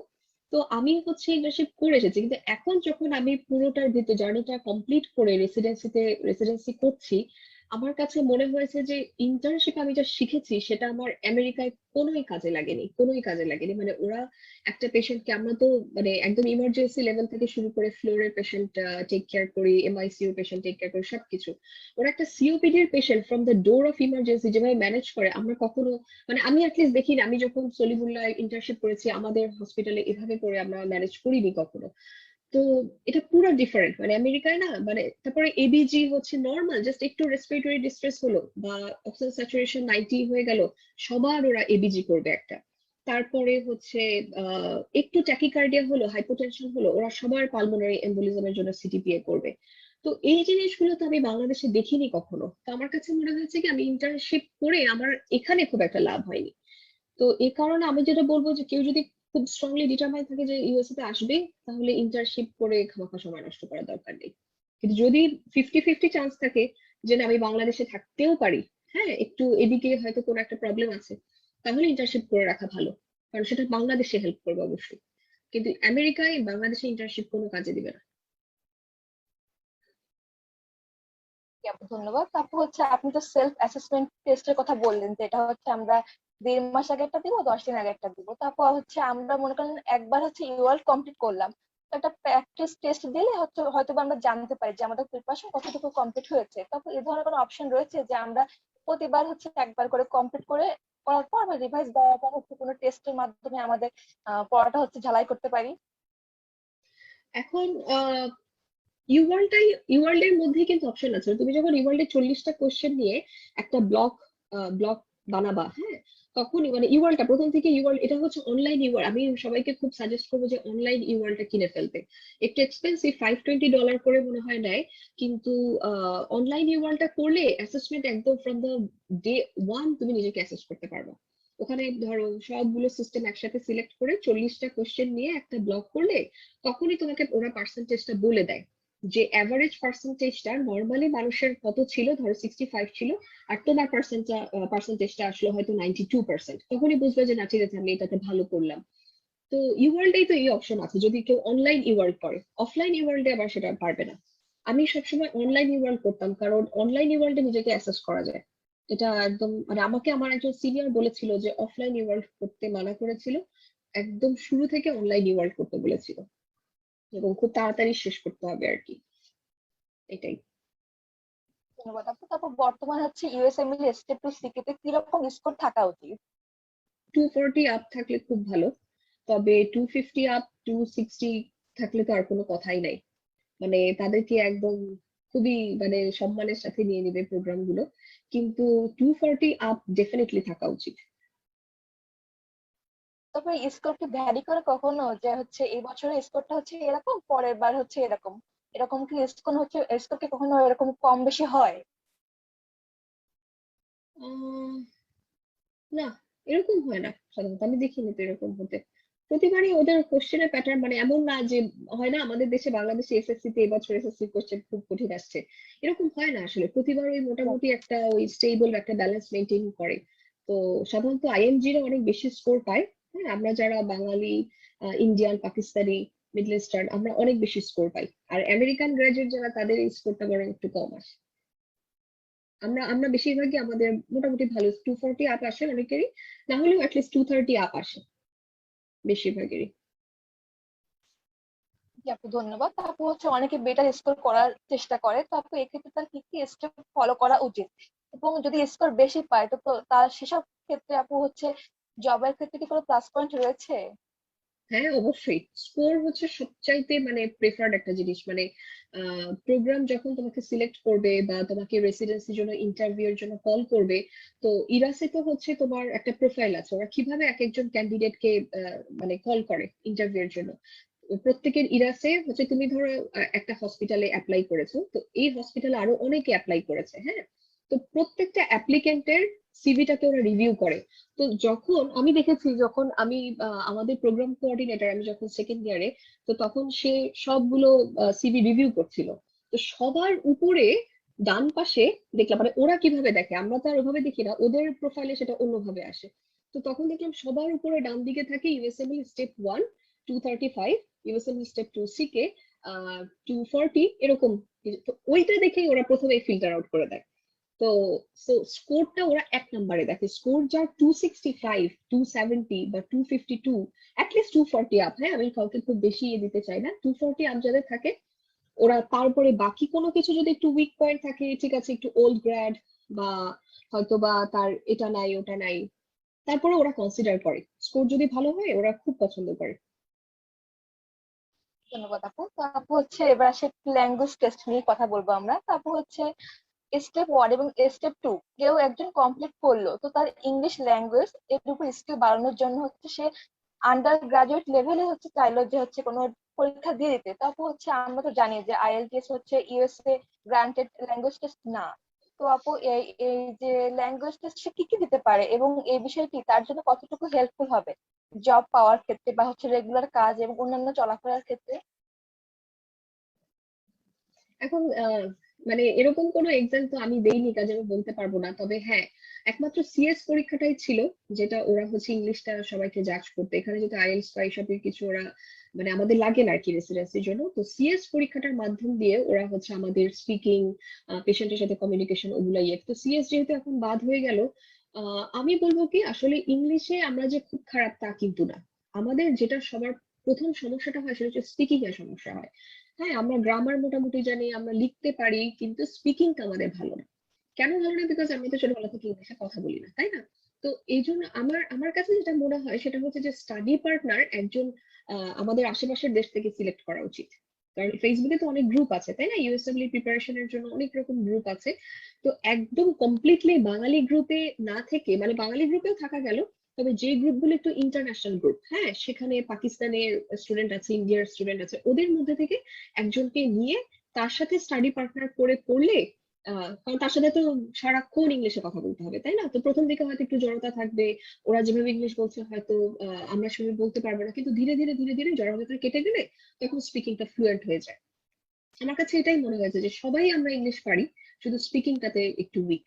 তো ওইটার ফ্লুয়েন্সি আনার জন্য যে কোনো একটা মানুষকে সিলেক্ট করে তার সাথে অনেক বেশি কথা বলতে হবে, এটাই। আমি এটাই করেছিলাম। আমার ধন্যবাদ স্টাডি আপু। পার্টনার ইন্ডিয়ার ছিল, পাকিস্তানের ছিল, এবং তাদের সাথেই আমার মানে কারণ হয় কি, বাঙালি থাকলে আমি যতই ঠিক করি আচ্ছা আমি আর তুই চল বাংলায় কথা ইংলিশে কথা বলবো, হবে না, বাংলা চলেই আসবে, হ্যাঁ, কারণ আমরা তো কমফোর্টেবল বাংলায়। তো এই জন্য আসলে আমার মনে হয় যে ফরেনার কারোর সাথে স্টাডি পার্টনার করলে ভালো হয়। জি আপু, তারপর যদি কেউ চায় যে আমি একটা ল্যাঙ্গুয়েজ টেস্ট দিয়ে যাব যে জব ইন্টারভিউর হুম। আগে, তারপর সে চাইলে কোন দিতে পারে বা কোনটি তার জন্য বেস্ট হবে? আমেরিকায় তো সবাই জিআরই দেয় যারা মাস্টার্স করতে আসে, আমি যতদূর জানি যে জিআরই দেয়। আমার আসলে ল্যাঙ্গুয়েজ টেস্ট নিয়ে আইডিয়া একটু কম, কিন্তু ল্যাঙ্গুয়েজ টেস্ট নিয়ে খুব বেশি আমার মনে হয় সময় নষ্ট করার দরকার নাই। মানে ইওয়ার্ল্ড করতে করতেই আমি সারাক্ষণ সবকিছুর পিছনে শুধু ইওয়ার্ল্ড এর কথাই বলছি। আমি ইওয়ার্ল্ড প্রচন্ড ভালোবাসি, সত্যি কথা, আমি এত পছন্দ আমার ইওয়ার্ল্ড। তো যেটাই হোক, তো আহ, যদি দিতেই চায়, প্রথম কথা কোনো দরকার নাই। সেকেন্ড কথা, যদি দিতেই চায় তাহলে, কারণ ওইটা আলাদা একটা সময় নষ্ট, যদি ইউএসএমএল দিতে হয় সময় কোনো দিকে নষ্ট করা যাবে না, কোনোভাবেই না। হ্যাঁ, মানে একদম ডিটারমাইন থাকতে হবে যে একটা ভালো স্কোর যেন আমার আসে। তারপর যদি দিতে চাই আমার মনে হয় জিআরই দিতে পারে, যেটা খুশি সেটা দিতে পারে, ওরা তো কিছুই দেখবে না, সেটা শুধু নিজের জন্য, তাই না? ওরা তো আইএলটিএস এরও দেখবে না, ওরা জিআরইও দেখবে না। যদি নিজের জন্য দিতে চায়, নিজেকে নিয়ে যেটা আপনার পছন্দ, জিআরই আইএলটিএস যেটা খুশি সেটা দিতে পারে। ধন্যবাদ আপু। তা আপু অলরেডি আপনি বলে ফেলেছেন যে বেস্ট ওয়ে সোর্স হিসেবে রয়েছে ইউওয়ার্ল্ড। তো একজন প্রশ্ন করেছে আপু যে আপু স্টেপ ওয়ান এর জন্য কোন কোন রিসোর্স মাস্ট? কোন কোন রিসোর্স মাস্ট? আপনি অলরেডি ইউওয়ার্ল্ড এর কথা বলে দিচ্ছেন যে একটি হুম হুম। আমাদের জন্য না, ইনাফ। স্টেপ ওয়ানে আবার শুধু ইওয়ার্ল্ড না, হ্যাঁ, আমার কথা বললে অনেকে হয়তো বলবে যে শুধু ইওয়ার্ল্ড এর কথা বলছি, না, স্টেপ ওয়ানের অনেক রিসোর্স, মানে এটার রিসোর্সের কথা বলে শেষ করা যাবে না। এটার সোর্স গুলো হচ্ছে অ্যানাটমি। আমাকে সাবজেক্ট গুলো একটু মনে করিয়ে দিও, হ্যাঁ। অ্যানাটমি হচ্ছে শুধু ফার্স্ট এইড আর ইওয়ার্ল্ড পড়লেই হবে। ফার্মাকোলজি, বায়োকেমিস্ট্রি এবং ইমিউনোলজি, এই এই তিনটা অবশ্যই কাপলান পড়তে হবে। কাপলান পড়ে তারপরে ইওয়ার্ল্ড আর ফার্স্ট এইড প্যারালালি পড়তে হবে। মানে ইওয়ার্ল্ডে যাই পড়বো সেটাই হচ্ছে ফার্স্ট এইড এর মধ্যে অ্যানোটেট করে রাখতে হবে, ছোট ছোট করে করে। খুব বেশি বড় করা যাবে না, না হলে অনেক কিছু লিখতে হয়, কারণ ইওয়ার্ল্ডে এত এক্সট্রা জিনিস থাকে। তো ফার্স্ট এইডে ওই ছোট ছোট করে অ্যানোটেট করে রাখতে লিখতে হয়।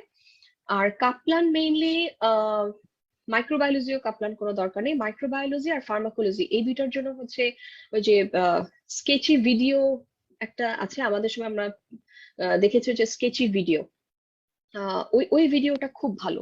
ওই ভিডিওটা পড়লে মানে মনে থাকবে অনেক কিছু, কোন ব্যাকটেরিয়া কোথায় ইনফেকশন করছে, কোন অ্যান্টিবায়োটিকটা কোন ব্যাকটেরিয়াকে কভার করছে। ওই স্কেচি ভিডিওটা খুব দারুণ ছিল। আর প্যাথোলজির জন্য হচ্ছে সাত্তারের বইটা আমরা পড়েছিলাম, মানে আমি যেভাবে প্রিপারেশন নিচ্ছি সেভাবে বলছি, আমি জানি না in the meantime change হয়ে গিয়েছে কিনা, যারা এখন পরীক্ষা দিচ্ছে তারা হয়তো বেটার বলতে পারবে। তো প্যাথোলজির জন্য হচ্ছে সাত্তার, মানে এগুলো আমি এক্সট্রা ম্যাটেরিয়াল বলছি। কিন্তু প্রত্যেকটা সাবজেক্ট ইওয়ার্ল্ড এর সাথে ফার্স্ট এইড মাস্ট। মানে ফার্স্ট এইডটা আলটিমেটলি তো আর ইওয়ার্ল্ডটা রিভিউ করা সম্ভব হবে না পরীক্ষার 10 দিন আগে, তো যেটা করতে হবে, ইওয়ার্ল্ডের সব কোশ্চেন গুলোকে ফার্স্ট এইডে অ্যানোটেট করে ফার্স্ট এইডটাকেই বাইবেল বানিয়ে ফেলতে হবে।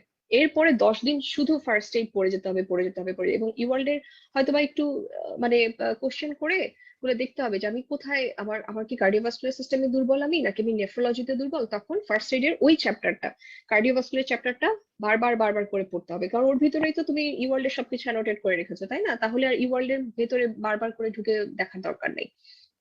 এটা। আর এক্সট্রা আর কি কি ছিল, প্যাথোলজির জন্য সাত্তার, তারপরে বায়োকেমিস্ট্রির জন্য হচ্ছে কাপলান, ফার্মাকোলজির জন্য কাপলান, ভিডিওর মধ্যে হচ্ছে স্কেচি ভিডিও, অ্যানাটমির জন্য কাপলান কোনো দরকার নেই, মাইক্রোবায়োলজির জন্য কাপলান কোনো দরকার নাই, নিউরো অ্যানাটমির জন্য কাপলানটা ভালো, কাপলানের লাস্টে কয়েকটা পেজ আছে নিউরো অ্যানাটমির, সেটা খুব ভালো। হ্যাঁ। তারপরে হচ্ছে আহ এই তো, এই মেইনলি ফার্মাকোলজি আর বায়োকেমিস্ট্রি কাপলানের ভিডিও দেখতে হবে, আর সাথে সাথে কাপলান বইটা পড়ে যেতে হবে। কাপলানের ভিডিওটা মানে খুব তাড়াতাড়ি শেষ করতে হবে, ভিডিওর স্পিডটা একটু বাড়িয়ে দিয়ে চেষ্টা করতে হবে খুব তাড়াতাড়ি, মানে 15 দিনের মধ্যে বায়োকেমিস্ট্রি শেষ করব, তারপরে 15 দিনের মধ্যে ফার্মাকোলজি শেষ করব, এভাবে শেষ করতে হবে, খুব তাড়াতাড়ি শেষ করতে হবে। ধন্যবাদ আপু। তো আপু স্টেপ টু সি কে দেওয়ার জন্য টোটাল কস্ট কত লাগতে পারে? কস্টের ব্যাপার তাহলে প্রথম থেকেই বলি। কস্ট টোটাল মানে স্টেপ ওয়ানে প্রথমে হচ্ছে বাংলাদেশে যারা আছে তারা বই কিনবে নীলক্ষেত থেকে, প্রায় 3 থেকে 5 হাজার টাকার মতো লাগবে, তাই না? তারপরে স্টেপ ওয়ানের জন্য হচ্ছে 800 টাকা, $800। আমি প্রথমে ডলারে বলি, হ্যাঁ। $800 হচ্ছে ইয়েটা, রেজিস্ট্রেশনটা, যদি ইয়ে করতে হয়, বুক করতে হয়। তারপরে স্টেপ ওয়ানে যখন পরীক্ষাটা দিতে হবে তার ইমিডিয়েট আগে এনবিএমই কিছু দিতে হয়। NBME, national board of medical examination. তো ওরা হচ্ছে কিছু মডেল টেস্টের মতো করেছে। ওখানে বোধহয় প্রায় 19 থেকে 20টা মডেল টেস্ট আছে, তার মধ্যে অ্যাটলিস্ট 3টা সবাই অনলাইনে দেওয়ার চেষ্টা করে। তো সেগুলো আবার প্রত্যেকটা হচ্ছে $60 করে। হ্যাঁ, সো 3টা যদি কেউ $60 করে দেয়, সো $180। হ্যাঁ, তারপরে স্টেপ টু। আর যেটা আমি বললাম, আমি কিন্তু ইউআর সবসময় অনলাইন কিনেছি এবং আমি সবাইকে বলবো যদি কারো ফিনান্সিয়াল প্রবলেম না থাকে অবশ্যই ইউআরটা অনলাইন কিনলে নিজেকে অ্যাসেস করা যায় ভালোভাবে একদম প্রথম থেকে। তো আরেকটা হচ্ছে, আর অফলাইন করলে হয় কি পড়ার স্পিডও কমে যায়। অনলাইন করলে যেটা হয়, তুমি তো একটা নির্দিষ্ট সময়ের জন্য সাবস্ক্রিপশনটা নিচ্ছ, তাই না? তখন তোমার মনে হবে যে আমি এত টাকা দিয়ে সাবস্ক্রিপশন নিলাম, তাহলে আমি চেষ্টা করবো এই উইন্ডোর মধ্যে আমি সবকিছু শেষ করে ফেলতে। সো তখন পড়ার স্পিডটাও বাড়ে। আমার কাছে মানে আমার পার্সোনালি এটা মনে হয় যে অনলাইন নেওয়াটা ভালো। অনলাইন ইওয়ার্ল্ড এর দাম হচ্ছে প্রায় $520। আচ্ছা, তাহলে এটা ইওয়ার্ল্ড ওয়ান গেল। এরপরে স্টেপ টু সিকে। সিকের জন্য ইওয়ার্ল্ড $520। তারপরে সিকের অরিজিনাল এক্সাম ফি হচ্ছে $800, সেম ইউআল ওয়ান এর মতো। সিএস তো এখন নেই, কিন্তু সিএস টা মোস্ট এক্সপেন্সিভ ছিল। সিএস এর ইয়ে ছিল প্রায় $1500 মতো। হুম। তারপরে তারপরে তো ইউএসএ তে চলে আসতে হবে ফিজিক্যালি। ফিজিক্যালি আসার পরে এখানে থাকা, ইন্টারভিউ গুলো অ্যাটেন্ড করা, ফ্লাই করা। কারণ তুমি যে স্টেটে আছো তুমি তো ইন্টারভিউ সবগুলো ওখানে নাই পেতে পারো, তাই না? আরেকটা স্টেটে যেতে গেলে তো তোমাকে প্লেনে করে যেতে হবে। প্লেনের মানে ফ্লাইট কস্ট প্রায় $500 থেকে $700। অনেক আগে যদি টিকিট বুক করা যায় তাহলে হয়তো কম লাগে, কিন্তু অনেক আগে তো টিকিট বুক করা সম্ভব না। তোমাকে তো আজকে জানাবে যে তোমাকে আমরা সিলেক্ট করলাম, 5 দিন পরে তোমার ইন্টারভিউ ডেট, তাই না? তখন ইমিডিয়েটলি ফ্লাই করতে গেলে প্রায় অনেক টাকাই লাগে। তারপরে ওইখানে ইন্টারভিউর যে 2 থেকে 3 দিন থাকা, সেটার একটা খরচ আছে। তারপরে এরপরে হচ্ছে রেসিডেন্সি অ্যাপ্লিকেশন। এখন রেসিডেন্সি অ্যাপ্লিকেশনে সাধারণত আমরা বাঙালিরা যারা বা ইন্টারন্যাশনাল মেডিকেল গ্রাজুয়েট যারা, আমরা হচ্ছে ইন্টারনাল মেডিসিনে সবচেয়ে মানে 95%ই হচ্ছে আমরা ইন্টারনাল মেডিসিনে অ্যাপ্লাই করি। হ্যাঁ, তো কারণ সার্জারিতে এখানে পাওয়া খুব কঠিন, গাইনোকোলজিতে পাওয়া খুব কঠিন। অনেকে পেডিয়াট্রিক্স অ্যাপ্লাই করে, কেউ কেউ নিউরোতে অ্যাপ্লাই করে, আর ফ্যামিলি মেডিসিন অ্যাপ্লাই করে। তো ধরলাম শুধু ইন্টারনাল মেডিসিনে কেউ অ্যাপ্লাই করবে, মানে অল ওভার স্টেট। হ্যাঁ, তাহলে 50টা স্টেটের মধ্যে যদি সবাই অ্যাপ্লাই করতে যাই, আমি আমি শুনেছি প্রায় $5000 মতো লাগে। আমি শুধু নিউ ইয়র্কে অ্যাপ্লাই করেছিলাম, আমার প্রায় $1500 লেগেছিল। তো আমি পুরোটা হিসাব করে দেখেছি, মানে কারোর যদি কোনো জায়গায় কোনো ইন্টারাপশন না হয়, সব পরীক্ষা একবারে পাশ করে যায়, এবং প্রথমবারেই রেসিডেন্সি ম্যাচ হয়ে যায়, তাহলে বাংলাদেশের টাকায় প্রায় 13 থেকে 14 লাখ টাকার মতো লাগে, মানে পুরো জার্নিটা কমপ্লিট করতে। এই ছোটখাটো সব মানে অনেক রকম ছোটখাটো খরচ টরচ আছে, সব মিলিয়ে প্রায় 13 থেকে 14 লাখ টাকার মতো লাগে। এটা বললাম আর কি, ডিটেইল একটা হিসাব দিলাম। জি আপু, ধন্যবাদ। তারপর এই হিউজ অ্যামাউন্টের একটা টাকা তো হচ্ছে লাগতেছে আমাদের রেসিডেন্সি পাওয়ার আগ পর্যন্ত বা তার পরেও। তবু এই টাকাটা যদি কেউ চায় যে আমি নিজে বেয়ার করব, হচ্ছে ফ্যামিলি সাপোর্ট ছাড়াই, তো এক্ষেত্রে তার জন্য কোনো সহজ উপায় কি রয়েছে? যে এবং আপু আরেকটি প্রশ্ন রয়েছে যে অ্যাটলিস্ট কত টাকা ইউএসএ নিয়ে যাওয়া উচিত প্রথম দিকে? এখন এটা তো আসলে এক একজনের জন্য এক এক রকম, তাই না? এখন সে কিভাবে টাকাটা আর্ন করবে বা কিভাবে টাকাটা মানে ব্যবস্থা করবে, এটা কিভাবে বলবো। বাংলাদেশে যদি কেউ জব করতে চায়, মানে ইন দা মিন টাইম বাংলাদেশে জব করে টাকা আর্ন করা, এটা কতখানি সম্ভব আমি জানি না, কিন্তু বাংলাদেশে তবে ইউএসএ তে আসতে গেলে মোটামুটি এই তো মানে 10 to 15 লাখ টাকা তো লাগবেই। এতখানি টাকা নিয়ে আসা উচিত, কারণ এখানে যদি আপনার যদি থাকা খাওয়ার কোনো সমস্যা না থাকে, হ্যাঁ, আপনি যদি কারো কাছে থাকতে পারেন তাহলে সেটা টোটালি ডিফারেন্ট। হ্যাঁ, তাহলে হয়তো খুব বেশি খরচ হবে না। কিন্তু যদি আপনাকে আপনার অ্যাকোমোডেশন কস্ট বিয়ার করতে হয়, সব রকম কস্ট বিয়ার করতে হয়, তাহলে তো একটু টাকা লাগবেই। 10 to 15 লাখ তো লাগবেই, আমার যেটা মনে হয়।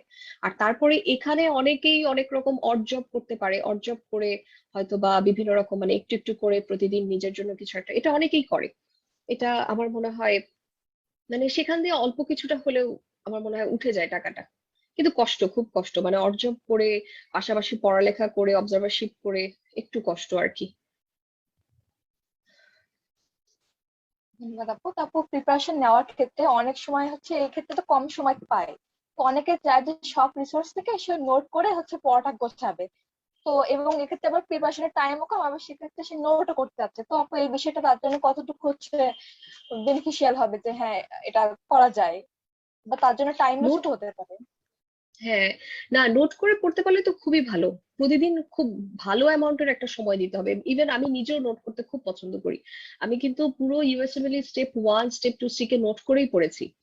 তারপরও মানে স্টেপ 1 1 ইয়ার এর মধ্যে স্টেপ 2 সি কে মানে 6 মান্থস এর মধ্যে দেওয়া সম্ভব, অসম্ভব কিছু না। যদি আপনি অন্য কোনো কাজ না করেন, ধরেন আপনি কোন একটা চাকরি করছেন, তার পাশাপাশি আপনি স্টেপ 1 পড়ছেন, বা আপনি ফ্যামিলিতে অনেক বেশি সময় দিতে হচ্ছে, তার পাশাপাশি স্টেপ 1 পড়ছেন, সেক্ষেত্রে হয়তো বা সময়টা একটু বেশি লেগে যাবে।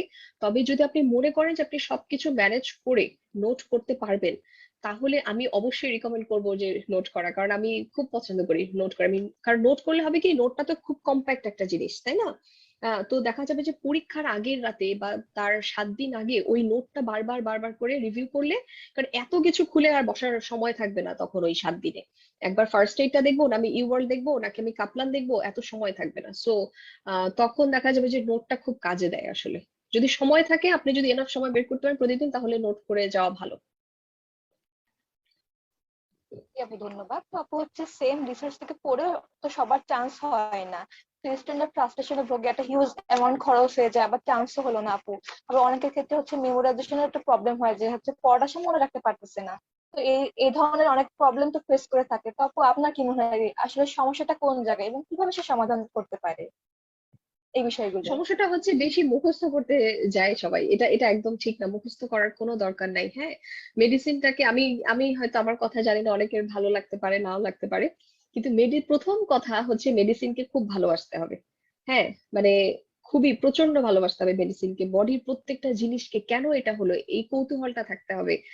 এই পেশেন্টটা কেন আসলো, এটা কি নর্মাল ভাইরাল ফিভার হলো?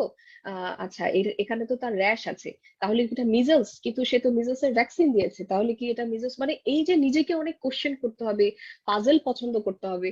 তো এরকম করলে মানে মুখস্থ না করে জিনিসটাকে বুঝতে হবে। যখন ইওয়ার্ল্ড এর এক একটা কোশ্চেন সামনে আসবে, মনে হবে যে এটা আমার পেশেন্ট, আমি নিজে প্র্যাকটিস করছি, এবং এই পেশেন্টটাকে সম্পূর্ণ আমি প্র্যাকটিস করে এবং আমি একটা ম্যানেজমেন্ট দিব।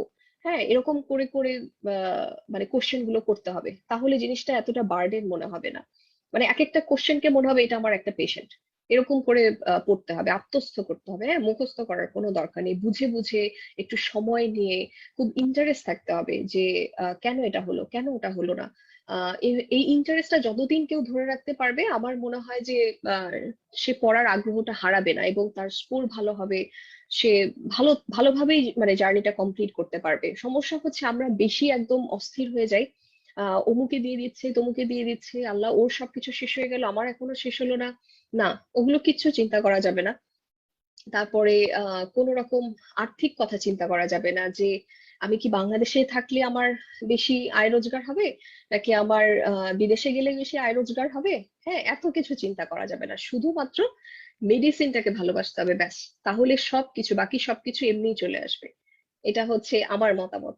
আমি জানি না কে কিভাবে জিনিসটা দেখবেন, কিন্তু আমি এত কিছু বেশি, যারা উচ্চাকাঙ্ক্ষা করে, ক্যারিয়ার নিয়ে অনেক চিন্তা করে, তারাই হঠাৎ করে দেখা যায় যে বেশি প্রেশার নিতে গিয়ে পরে ডিপ্রেসড হয়ে যায়। তো ওইটা করা যাবে না। হ্যাঁ, শুধু মেডিসিন এবং পেশেন্ট রুগী দেখে মজা পেতে হবে।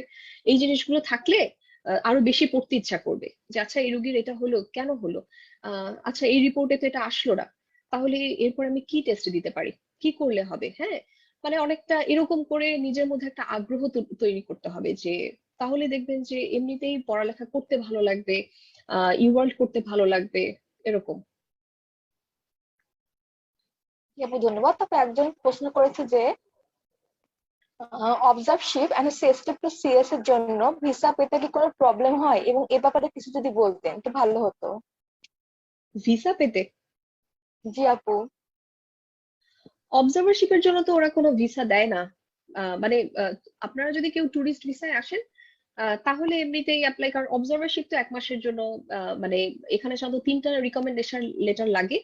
তো আপনি যদি এখানকার পার্মানেন্ট রেসিডেন্ট না হন, আপনার ইয়ে থাকে যে আমি এসে অবজারভারশিপ করে আবার বাংলাদেশে চলে যাব, তাহলে মোটামুটি 3 মাস থাকলেই হয়। 3 মাসে 1 মাস 1 মাস 1 মাস করে 3টা ডিফারেন্ট হসপিটাল বা 3জন ডক্টরের কাছে অবজারভারশিপ করে 3টা রিকমেন্ডেশন লেটার কালেক্ট করে আপনি বাংলাদেশে চলে যেতে পারেন। তো যদি ট্যুরিস্ট ভিসা পেয়ে যান, ব্যাস সেটাতেই আপনি অবজারভারশিপ করতে পারবেন। কারণ অবজারভারশিপ মানে কিন্তু কোনো ওয়ার্কিং ভিসা না। হ্যাঁ, এখানে কিন্তু আপনি কোনো পেমেন্ট পাচ্ছেন না। সো এটা আপনি ভিজিটিং ভিসা দিয়েই করে ফেলতে পারবেন। ওরাও আপনাকে কোনো ভিসা দিবে না। আশা করি যে প্রশ্নটি করেছেন সে উত্তরটি পেয়ে গিয়েছেন। তো আপু আরেকজন প্রশ্ন করেছে যে আপু স্পাউস ভিসা কি হচ্ছে অবজারশিপ করা যাবে? হ্যাঁ হ্যাঁ হ্যাঁ, আমি তো স্পাউস ভিসা দিয়ে অবজারভেশন করেছি। অবশ্যই করা যাবে, মানে যে কোনো ভিসা দিয়ে করা যাবে অবজারভারশিপ। আপনি ইউএসএ তে আছেন, এটা একটা লিগ্যাল ভিসা, যে কোনো লিগ্যাল ভিসা দিয়ে অবজারভারশিপ করা যাবে।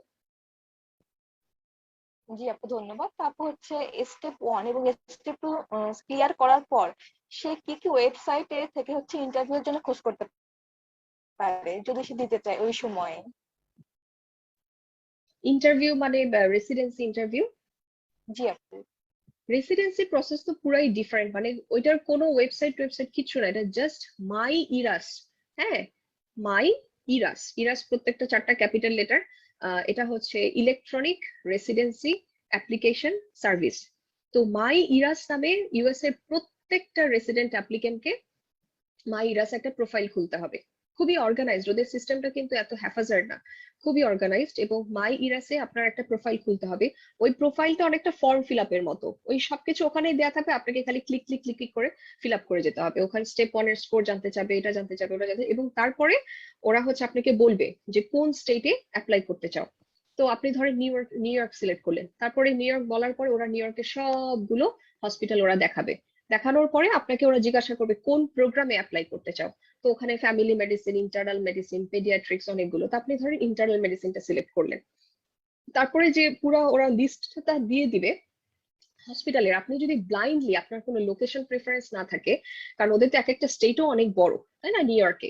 এখন ধরুন আপনি চাচ্ছেন যে নিউ ইয়র্কের বেশি নর্থের দিকে আপনি যাবেন না, একটু সিটির কাছাকাছি থাকবেন, তখন আপনাকে একটু হসপিটাল গুলো সার্চ করে করে দেখতে হবে যে কোন হসপিটাল মানে লোকেশনটা আপনার জন্য মানে প্রেফারেবল। তখন আপনি ওই হসপিটালে অ্যাপ্লাই করবেন। তো এরকম এক একটা হসপিটালে অ্যাপ্লাই করতে বোধহয় $40 $50 এরকম লাগে। হ্যাঁ, তো এভাবে অ্যাপ্লাই করতে হয়। অ্যাপ্লাই করার পরে এটা ঠিক 15 সেপ্টেম্বরেই হয়। প্রতি বছর 15 সেপ্টেম্বরে মাইরাসে প্রোফাইল খুলে ওখানেই হচ্ছে আপনার সবকিছু দিতে হয়। রিকমেন্ডেশন লেটার, কোন হসপিটালে আপনি ক্লিনিক্যাল অবজারভারশিপ করেছেন, তারপরে হচ্ছে বাংলাদেশ থেকে কিছু ডকুমেন্ট লাগে, বাংলাদেশের লেটার অফ রিকমেন্ডেশন লাগে, এমএসপিই লাগে। এমএসপি মানে হচ্ছে মেডিকেল স্টুডেন্ট পারফরমেন্স ইভালুয়েশন। এই এই কপিটা হচ্ছে কালেক্ট করতে হয় আপনার মেডিকেল কলেজ থেকে, যে যে আমরা বাংলাদেশে যে মেডিকেল থেকে এমবিবিএস পাস করেছি সেখান থেকে কালেক্ট করতে হয়। তারপরে এই সব কিছু ওখানে আপলোড করার সিস্টেম আছে মাই ইরাসে।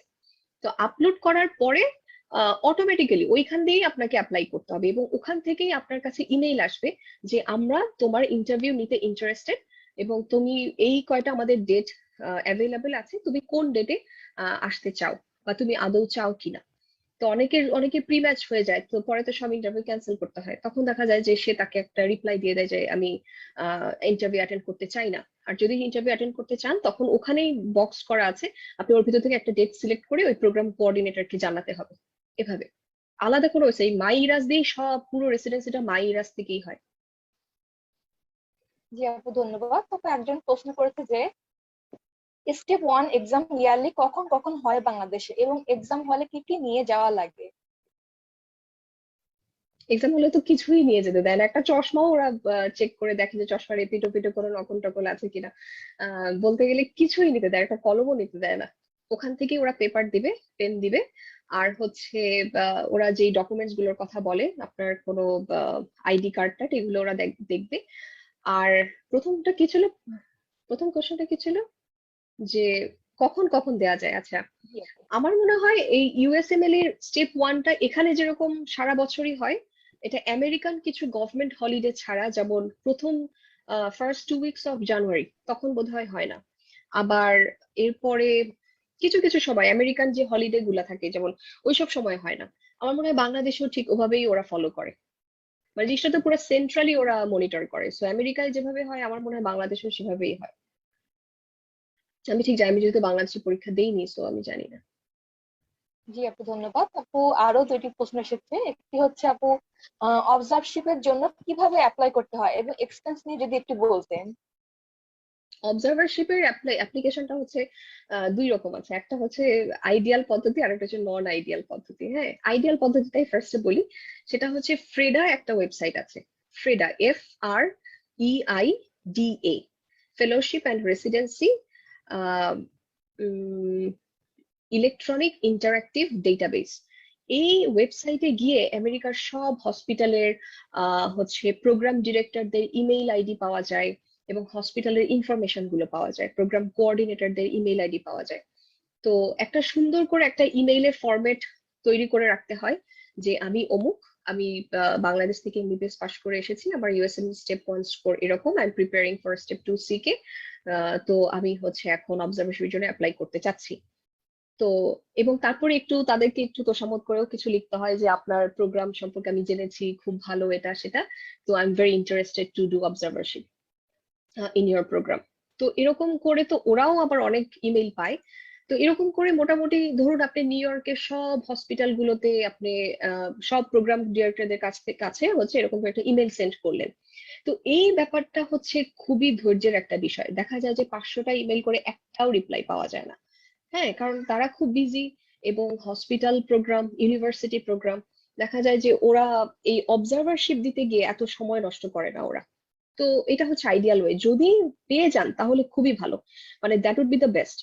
কারণ ইউনিভার্সিটি প্রোগ্রাম গুলোতে যদি অবজারভারশিপ করা যায় বা বড় কোনো হসপিটালে অবজারভারশিপ করা যায়, সেটা ইন্টারভিউ বোর্ডে প্রোগ্রাম ডিরেক্টর খুব পছন্দ করে। এটা হচ্ছে আইডিয়াল ওয়ে। হ্যাঁ, এখন নন আইডিয়াল ওয়েটা কি? নন আইডিয়াল ওয়ে হচ্ছে এখানে অনেক সিনিয়র ভাইয়াপুরা আছেন, তারা খুব হেল্পফুল, সবাই খুব হেল্পফুল, অ্যাটেন্ডিং ফিজিশিয়ান হয়ে গেছেন, প্রাইভেট প্র্যাকটিস করছেন, বা তারা কোনো হসপিটালে অ্যাফিলিয়েটেড হয়ে প্র্যাকটিস করছেন হসপিটালিস্ট হিসেবে। তো তাদের সাথে যোগাযোগ করে তারা অনেক সময় আমাদেরকে অবজারভারশিপ পেতে হেল্প করে। হ্যাঁ, একদম তাদের প্রাইভেট চেম্বারেও আমরা গিয়ে করতে পারি অনেক সময়, যদি অ্যাভেলেবিলিটি থাকে। আর না হলে অ্যাটলিস্ট তার যদি কোনো হসপিটাল অ্যাফিলিয়েটেড থাকে, সেখানেও তারা আমাদেরকে অবজারভেশন করতে হেল্প করে, তারা প্রোগ্রাম ডিরেক্টরের সাথে কথা বলে। তো দুইটা প্যারালালি করতে হবে, মানে মনে রাখতে হবে যে ইউনিভার্সিটি প্রোগ্রামে অবজারভারশিপ পেলে হচ্ছে that would be the best. তো বেস্ট থিং, কিন্তু এটা পাওয়ার চান্স খুব কম, মানে খুব রেয়ারলি ইমেইলের রিপ্লাই পাওয়া যায়। তো ওইটা, কিন্তু ওইটার আশায় বসে থেকে দেরি করা যাবে না, মনে রাখতে হবে কোনোভাবেই যেন সময় নষ্ট না হয়। তো প্যারালালি হচ্ছে মানুষজনের সাথে যোগাযোগ করতে হবে। এখানে বাঙালিদের মধ্যে কারা পরিচিত আছেন, সিনিয়র ভাই আপুরা কে কে আছেন। এখানে মানে বাঙালিদের বিশাল কমিউনিটি, মানে বাঙালি ডাক্তারদের অনেক বড় অর্গানাইজেশন আছে, তারা সবাই খুব হেল্প করে। তো তাদের সাথে একটু ধীরে ধীরে মানুষকে চিনতে হবে, পরিচিত হতে হবে। তো সবাই সবাইকে খুব হেল্প করে। আলটিমেটলি যদি ওইভাবে না হয়, অবজারভারশিপ পাওয়া না যায়, তাহলে ওনারা আছেন, ওনারাও অবজারভারশিপ পেতে হেল্প করেন আর কি। কিন্তু অবজারভেশনের জি কোনো আপু। টাকা লাগে না, ফ্রি অবজার্ভ। অনেকে আছে অবজারভেশন মানে টাকা দিয়ে অবজারভেশন করে, হার্ভার্ডে করে $800 $1200 দিয়ে অবজারভেশন করে, কিন্তু টাকা দিয়ে মানে আর আর কত টাকা খরচ করবেন, তাই না? ফ্রিতে যদি করা যায় তো সেটাই তো ভালো। যেমন আমি অবজারভেশন করেছি, আমার কোথাওই কোনো টাকা ওরা নেয়নি, জাস্ট 1 মাস করেছে। তবে অবজারভারশিপ করার শুরুতে যখন ওরা আপনাকে সিলেক্ট করলো যে আচ্ছা ঠিক আছে, মানে you are permitted to do observership in our program, তখন শুধু আপনাকে একটা জিনিস ওদের সাথে কথা ক্লিয়ার করে নিতে হবে যে at the end of 1 month আমাকে তোমরা রিকমেন্ডেশন লেটার দিবে কি দিবে না। এটা যদি ওরা রিকমেন্ডেশন লেটার না দেয়, তাহলে আমি বলবো যে অবজারভেশন করার কোনো দরকার নাই। মানে আনলেস ওইটা খুবই ভালো, খুবই রেপুটেড একটা প্রোগ্রাম, যেখানে কাজ করলে হয়তো সিভিটা একটু এনরিচ হবে। কিন্তু মানে অবজারভেশন করার মেইন উদ্দেশ্যই হচ্ছে রিকমেন্ডেশন লেটার পাওয়া। ওইটা পাবো কি পাবো না সেটা তাদেরকে জিজ্ঞাসা করে নিতে হবে। জি আপু, ধন্যবাদ আপু। আরেকজন প্রশ্ন করেছে যে রেসিডেন্সির অ্যাপ্লিকেশন স্ট্রং করার জন্য বাংলাদেশের কি কি কারিকুলামে পড়ে কি কি করা যেতে পারে? বাংলাদেশে জি বাংলাদেশে আপু। করার কিছু নাই, ওরা কিছু জিজ্ঞাসা করে না বাংলাদেশ নিয়ে, ওরা খালি জিজ্ঞাসা করে আমেরিকায় তুমি কি করেছো, আমেরিকায় কোনো রিসার্চ করেছো কিনা। বাংলাদেশে যদি কিছু করেন মানে যেটার ইন্টারন্যাশনাল রেপুটেশন আছে, হ্যাঁ ধরুন আপনি আইসিডিডিআরবি তে কোনো একটা রিসার্চ প্রজেক্টে আপনি মানে পার্টিসিপেট করেছেন, ওইটা নিয়ে যদি বলতে পারেন খুব ভালো। হ্যাঁ, বা বা এমন কিছু একটা করলেন কিন্তু ইন্টারভিউ বোর্ডে এমন ভাবে বললেন যে খুব বাড়িয়ে বা টাড়িয়ে বললেন যে আমি করেছি তবু করেছি, আমাদের রোহিঙ্গাদের নিয়ে আমি কাজ করেছি, বা এটা সেটা করেছি, এসব যদি কিছু বলতে পারেন তাহলে তো অবশ্যই ভালো। আদারওয়াইজ নর্মাল আমরা যেটা বাংলাদেশে করি এগুলো ওরা খুব একটা জিজ্ঞাসা করে না, সত্যি কথা যেটা।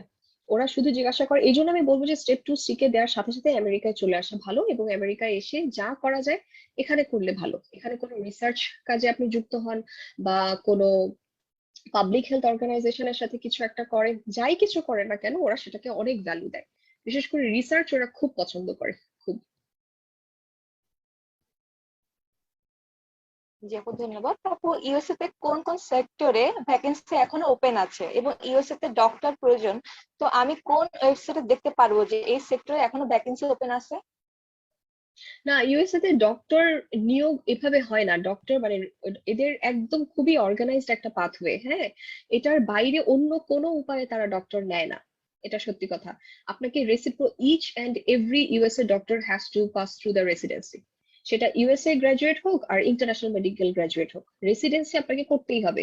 আর রেসিডেন্সির নিয়ম যেটা বললাম, মাই ইরাসে অ্যাপ্লাই করে, ওই একমাত্র ওইটাই উপায়, ওই রেসিডেন্সি অ্যাপ্লাই করার আর কোনো উপায় নাই। তো ওরা হচ্ছে মানে এটা খুবই ক্লিয়ার কাট এবং খুবই মানে অর্গানাইজড। এটার বাইরে আর কোনো ভ্যাকেন্সি দেখার কোনো ওয়েবসাইট বা অ্যাভেলেবল দেখার কোনো ওয়েবসাইট নেই। আপনাকে এই রেসিডেন্সির ভিতর দিয়ে যেতে হবে, আর রেসিডেন্সি শেষ করার পরে তখন হচ্ছে কিছু আপনার অ্যাপের মতো আছে। ওরা অলরেডি আপনি যখন একজন রেসিডেন্ট ফিজিশিয়ান হিসেবে ঢুকে যান, ওরা কিভাবে যেন আপনার প্রোফাইলটা দেখতে পারে অলরেডি, মানে বিভিন্ন ওদের সাথে কোনো কানেকশন থাকে রিক্রুটারদের। তো রেসিডেন্সি শেষ করার পরে ওরা নিজেরাই আপনাকে, তখন আপনি যেরকম রেসিডেন্সির সময় নিজে খুব বেশি সবার কাছে মানে দরজায় দরজায় নক করেছেন, রেসিডেন্সি শেষ করার পরে রিক্রুটাররাই হচ্ছে আপনার কাছে এসে বলবে যে আপনি কি আমাদের এখানে জয়েন করতে চান কিনা, এরকম। আপনাকে তখন খুব বেশি কষ্ট করে খুঁজতে হবে না, এটাই। জি আপু ধন্যবাদ। আপু আরেকজন প্রশ্ন করেছে যে রিসার্চ কি ম্যান্ডেটরি রেসিডেন্সি পাওয়ার জন্য? ম্যান্ডেটরি না, তবে থাকলে ভালো। কারণ যেটা বললাম, সবাই ওরা রিসার্চ খুব পছন্দ করে, মানে খুবই পছন্দ করে। অ্যাটলিস্ট একটা রিভিউ আর্টিকেল নিয়ে যেতে পারলেও খুব ভালো। কারণ আমার মনে আছে আমি আহ নিউ ইয়র্কে জাস্ট 3টা ইন্টারভিউ অ্যাটেন্ড করেছিলাম, তার মধ্যে একটা প্রি ম্যাচ হয়ে গেল, তারপরে আর ইন্টারভিউ দিতে হয়নি আমার, আলহামদুলিল্লাহ। কিন্তু 3টা ইন্টারভিউতেই ইন্টারভিউ বোর্ডে আমাকে বলেছে যে তোমার রিসার্চ পেপারটা একটু দেখি, মানে আর্টিকেলটা, রিভিউ আর্টিকেলটা।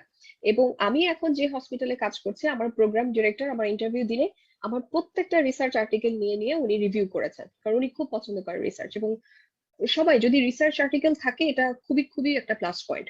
রিসার্চ মানে অ্যাটলিস্ট একটা, খুব বেশি কঠিন কিছু না, মানে এমন না যে আপনাকে খুব বড় সড়ো কিছু একটা করতে হবে, কোনো প্রজেক্টের সাথে ইনভলভ থাকতে হবে, তেমন কিছু না। জাস্ট একটা রিভিউ আর্টিকেল থাকলে তাতেও ওরা মানে মানে ভ্যালু দিবে, মানে ভালো হবে আর কি, আপনার সিভিটা ইমপ্রুভ হবে। ধন্যবাদ আপু। তারপর ইন্টারভিউর জন্য কি কি রিকোয়ারমেন্ট লাগে? ইন্টারভিউ এর জন্য মানে ডকুমেন্টস ওয়াইজ, জি আপু। ডকুমেন্টস মেইনলি হচ্ছে 4টা ডকুমেন্টস লাগবে। একটা হচ্ছে সিভি, একটা হচ্ছে পার্সোনাল স্টেটমেন্ট, একটা হচ্ছে এমএসপি যেটা বললাম বাংলাদেশ থেকে কালেক্ট করতে হবে, আর হচ্ছে লেটার অফ রিকমেন্ডেশন। সো এই 4টা জিনিস লাগে। তো লেটার অফ রিকমেন্ডেশন আমেরিকা থেকে 3টা লাগবে। কোন কোন প্রোগ্রামে অ্যাপ্লাই করতে গেলে 4টা লেটার অফ রিকমেন্ডেশন চাই।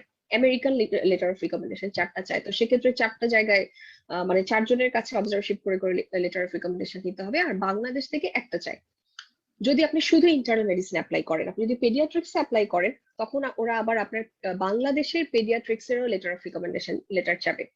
তো বাংলাদেশ থেকে লেটার অফ রিকমেন্ডেশন আপনার মেডিকেল কলেজের প্রিন্সিপালের কাছে গেলেই উনি দিয়ে দিবেন। এরপরে হচ্ছে সিভি। এখন সিভিটা আসলে আমাদের আলাদাভাবে বানানোর কিছু নাই। সিভিটা হচ্ছে যেটা বললাম মাই ইরাসের মাধ্যমে অ্যাপ্লাই করতে হয়। তো মাই ইরাসে আপনি যখন সবগুলো মানে ফিল আপ করতে থাকবেন, বক্স গুলো মানে চেক চেক মার্ক দিতে থাকবেন, তারপরে কিছু কিছু টেক্সট এর মতো লেখার আছে, যেমন আপনি এই হসপিটালে অবজারভেশন করেছেন, তো ওই হসপিটাল থেকে আপনি কি শিখেছেন বা আপনার এক্সপেরিয়েন্স, ওইটা 3-4 লাইন একটু লিখতে হয়। এই পুরোটা যখন আপনি মানে ফর্ম ফিল আপ করা হয়ে যাবে, তখন অটোমেটিক্যালি ওরা আপনার সিভি জেনারেট করে দিবে, বলবে যে your CV is ready and you are now able to print it. এরকম করে মানে ওই মাই ইরাসের সব ফর্ম ফিল আপের মতো আর কি, ফর্ম ফিল আপ করলে আপনার সিভি রেডি হয়ে যায়, কষ্ট করে সিভি রেডি করতে হয় না। 3 নাম্বার হচ্ছে MSP, medical student performance evaluation. এইটাও ওই মেডিকেল কলেজ থেকেই নিতে হয় বাংলাদেশে, যে যেখান থেকে এমবিবিএস পাস করেছে। এখন এটা কিভাবে নিতে হয়, এটা হচ্ছে আহ আপনার হসপিটালে যে অফিস স্টাফ যারা আছে না, যারা মেডিকেল কলেজে অফিসে বসে যারা, তাদেরকে ওই এখানে একটা ফরম্যাট পাওয়া যায়। মানে অনেকে বিভিন্ন মানুষ বিভিন্ন মানে যারা সাধারণত সিনিয়ররা যা করে জুনিয়ররা তাই করে আসছে। তবে আমি একটা জিনিস বলতে চাই, এখানে AAMC, American Association of Medical College, ওরা হচ্ছে একটা ফরম্যাট করে দিয়েছে বিভিন্ন গ্রাফ ট্রাফ ইনসার্ট করে।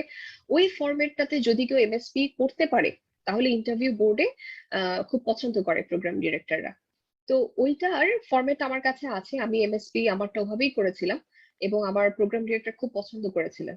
তো যারা ওই মুহূর্ত পর্যন্ত চলে যাবে, একদম রেসিডেন্সির একদম দ্বার প্রান্তে চলে যাবে, তখন যদি কারো লাগে অবশ্যই আমরা আছি, আমরা হেল্প করব। তো এমএসপি টা এভাবে বাংলাদেশ থেকে কালেক্ট করতে হয়। এরপরে হচ্ছে ডিন বা প্রিন্সিপাল, তাকে সিগনেচার করে দিতে হয়। এরপরে হচ্ছে পার্সোনাল স্টেটমেন্ট। পার্সোনাল স্টেটমেন্ট কিছু না, জাস্ট 1 পেজের, ওখানে 3-4টা প্যারার মধ্যে সম্পূর্ণ আপনার নিজের স্টোরিটা আপনাকে বলতে হবে, যে আমি কেন ইন্টারনাল মেডিসিনে এবং কেন আমেরিকায় ডক্টর হতে চাচ্ছি। এই কথাটা মানে একদম মানে নন একাডেমিক নন প্রফেশনাল ল্যাঙ্গুয়েজে খুব সুন্দর করে, মানে অনেকটা বাংলাদেশে আমরা যে কোনো কবিতা গল্প লেখা সেরকম টাইপের করে, মানে খুব সুন্দর করে মনের মাধুরী দিয়ে সুন্দর, এবং এটা যেন ওরা দেখলে বুঝে যে কেউ আমরা কারোটা কপি পেস্ট করিনি। একদম নিজের গল্প লিখতে হবে, যে আমি 3rd ইয়ার এরকম একটা পেশেন্ট দেখেছি, সেটা দেখার পর আমার মেডিসিনের প্রতি আগ্রহ বেড়েছে। হ্যাঁ, অনেকগুলা পার্সোনাল স্টেটমেন্ট রিভিউ করলে তখন একটা আইডিয়া পাওয়া যায়, কিন্তু নিজের গল্পই শেষ পর্যন্ত লিখতে হবে। ওরা কিন্তু বুঝে যায় আপনি কপি পেস্ট করে বলছেন কিনা, ইন্টারভিউ বোর্ড, কারণ ওরা তো সবসময় ইন্টারভিউ নেয়, ওরা সবকিছু বুঝে যায় যে আপনি মুখস্থ করে বলছেন কিনা, আপনি কপি পেস্ট করে লিখে এনে আপনি বলছেন কিনা, কি এটা সত্যি আপনার লাইফের কোনো স্টোরি। সো ওরা সবসময় সত্যিটাই পছন্দ করে। তো এই জন্য চেষ্টা করতে হবে যে ওইটা নিজের গল্প দিয়ে একটা পার্সোনাল স্টেটমেন্ট বানাতে। সেটা বানানোর জন্য সিনিয়ররা খুব হেল্প করে, মানে সবাইকে একটু দিয়ে দিয়ে দেখাবেন, ভাইয়া একটু দেখে দেন আমার কোথায় ভুল হলো, বা আপু একটু দেখে দেন আমার কোথায়, বা কোথায় এটা না হয়ে এভাবে হলে ভালো হতো, তখন দেখিয়ে জিনিসটা ফাইনালাইজ করা যায়। জি আপু ধন্যবাদ। তারপর আরো কয়েকটি প্রশ্ন আমাদের এসেছে। একজন বলেছে যে যে বিষয়ে রেসিডেন্সির জন্য অ্যাপ্লাই করব ওই সাবজেক্ট রিলেটেড এই কি রিসার্চ আর্টিকেল থাকা লাগবে, এবং রিসার্চ আর্টিকেল কি অনেক রিনাউন্ড জার্নালে পাবলিশ হওয়া লাগবে? না না না, অনেক রিনাউন্ড জার্নালে পাবলিশ হতে হবে না, কিন্তু কথা হচ্ছে যে রিলেটেড হতে হবে। ধরুন আপনি এখন অ্যাপেন্ডিসাইটিস নিয়ে একটা রিসার্চ আর্টিকেল দিলেন, বা আপনি হচ্ছে পারফোরেটেড গল ব্লাডার নিয়ে একটা রিসার্চ আর্টিকেল দিলেন, তো এগুলো তো সব সার্জারি রিলেটেড, তাই না? তা আপনি অ্যাপ্লাই করছেন ইন্টারনাল মেডিসিনে, so it has to be relevant to the internal medicine. এইটা ঠিক। আপনি যদি ইন্টারনাল মেডিসিন অ্যাপ্লাই করেন, it has to be relevant to the internal medicine, মানে এটা গাইনি বা সার্জারি রিলেটেড না হলেই ভালো। জি আপু ধন্যবাদ। তারপর আরেকজন প্রশ্ন করেছে যে আপু ইসিএফ এমজি রেজিস্ট্রেশন এবং এক্সাম অ্যাপ্লিকেশনের জন্য কি কি পেপারস লাগে? ইসিএফএমজি রেজিস্ট্রেশন এর জন্য বাংলাদেশ থেকে হচ্ছে এমবিবিএস এর সার্টিফিকেটটা লাগে।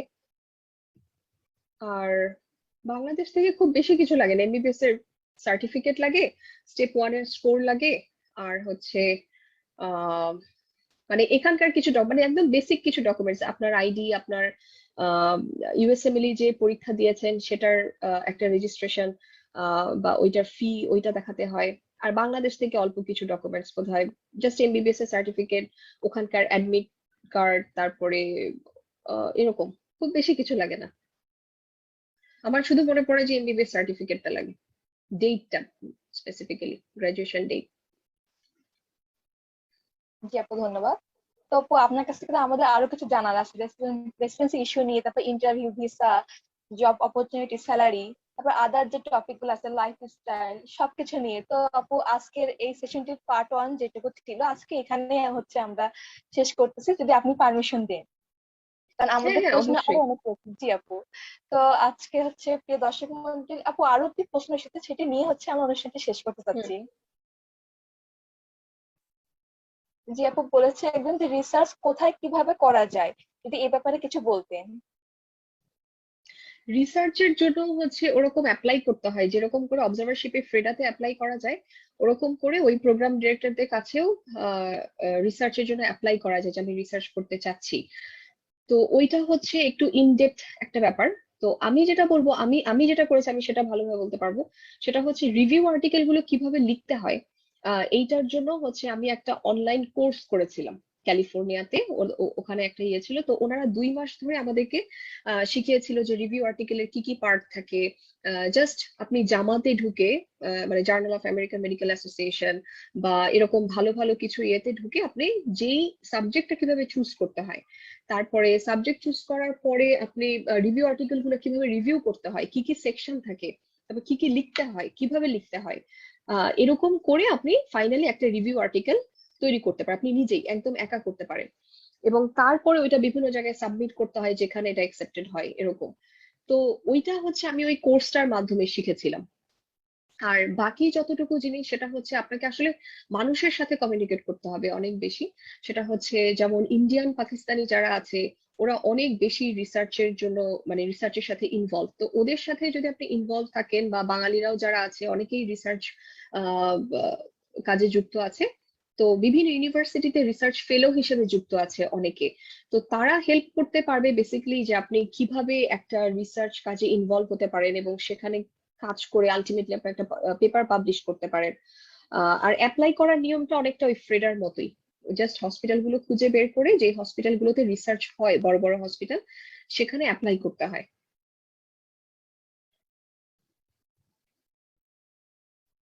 জি আপু, ধন্যবাদ। তো আপু হচ্ছে আমাদের তো আরো অনেক প্রশ্ন রয়েছে, তো আমরা হচ্ছে নেক্সট সেশনে যেটা অ্যারেঞ্জ করবো আপনার সাথে, সেখানে হচ্ছে বাকিগুলো নিয়ে আলোচনা করব।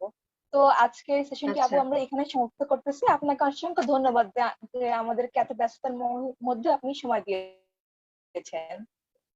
না, মালিহা তোমাকেও ধন্যবাদ। আমি যদি কাউকে, মানে বিন্দুমাত্র কেউ যদি বেনিফিটেড হতে পারে আমি যা যা বললাম, সেটাতেই মাই প্লেজার। সো আশা করি যারা এটার জন্য, এই জার্নিতে যারা চেষ্টা করছে, নিরাশ না হয়ে তারা যেন, মানে ডিটারমিনেশনটা যেন ধরে রাখতে পারে যে আমি পারবো। হ্যাঁ, এইটাই তাদের প্রতি আমার শুভেচ্ছা থাকলো, এবং বেস্ট অফ লাক টু জি আপু, কমপ্লিট দ্য শীঘ্রই জার্নি। হচ্ছে আপনার সাথে আবার হচ্ছে আমরা এই সেশনের মাধ্যমে যুক্ত হব। তো আজকের সেশনটি হচ্ছে এখানে সমাপ্ত করতেছি। আপু ভালো থাকবেন, সুস্থ থাকবেন। আচ্ছা, তোমরা ভালো থেকো, সবাই ভালো থাকবেন, সুস্থ থাকবেন জি আপু, পরিবার পরিজনকে নিয়ে। জি আপু। আর এতক্ষণ ধরে যারা আমার সাথে যুক্ত ছিলেন তারা প্রত্যেককে অনেকে ধন্যবাদ জানাই। তো আপনারা হচ্ছে ভালো থাকবেন, সুস্থ থাকবেন, এবং শীঘ্রই হচ্ছে আমরা সেশনের সেকেন্ড পার্ট নিয়ে আপনাদের সামনে হাজির হব। তো সবাইকে ধন্যবাদ। আসসালামু আলাইকুম আপু। ওয়ালাইকুম সালাম, সবাইকে ধন্যবাদ। জি আপু, আর আসসালামু আলাইকুম এভরিওয়ান, আপনারাও ভালো থাকবেন। শুভরাত্রি। শুভরাত্রি।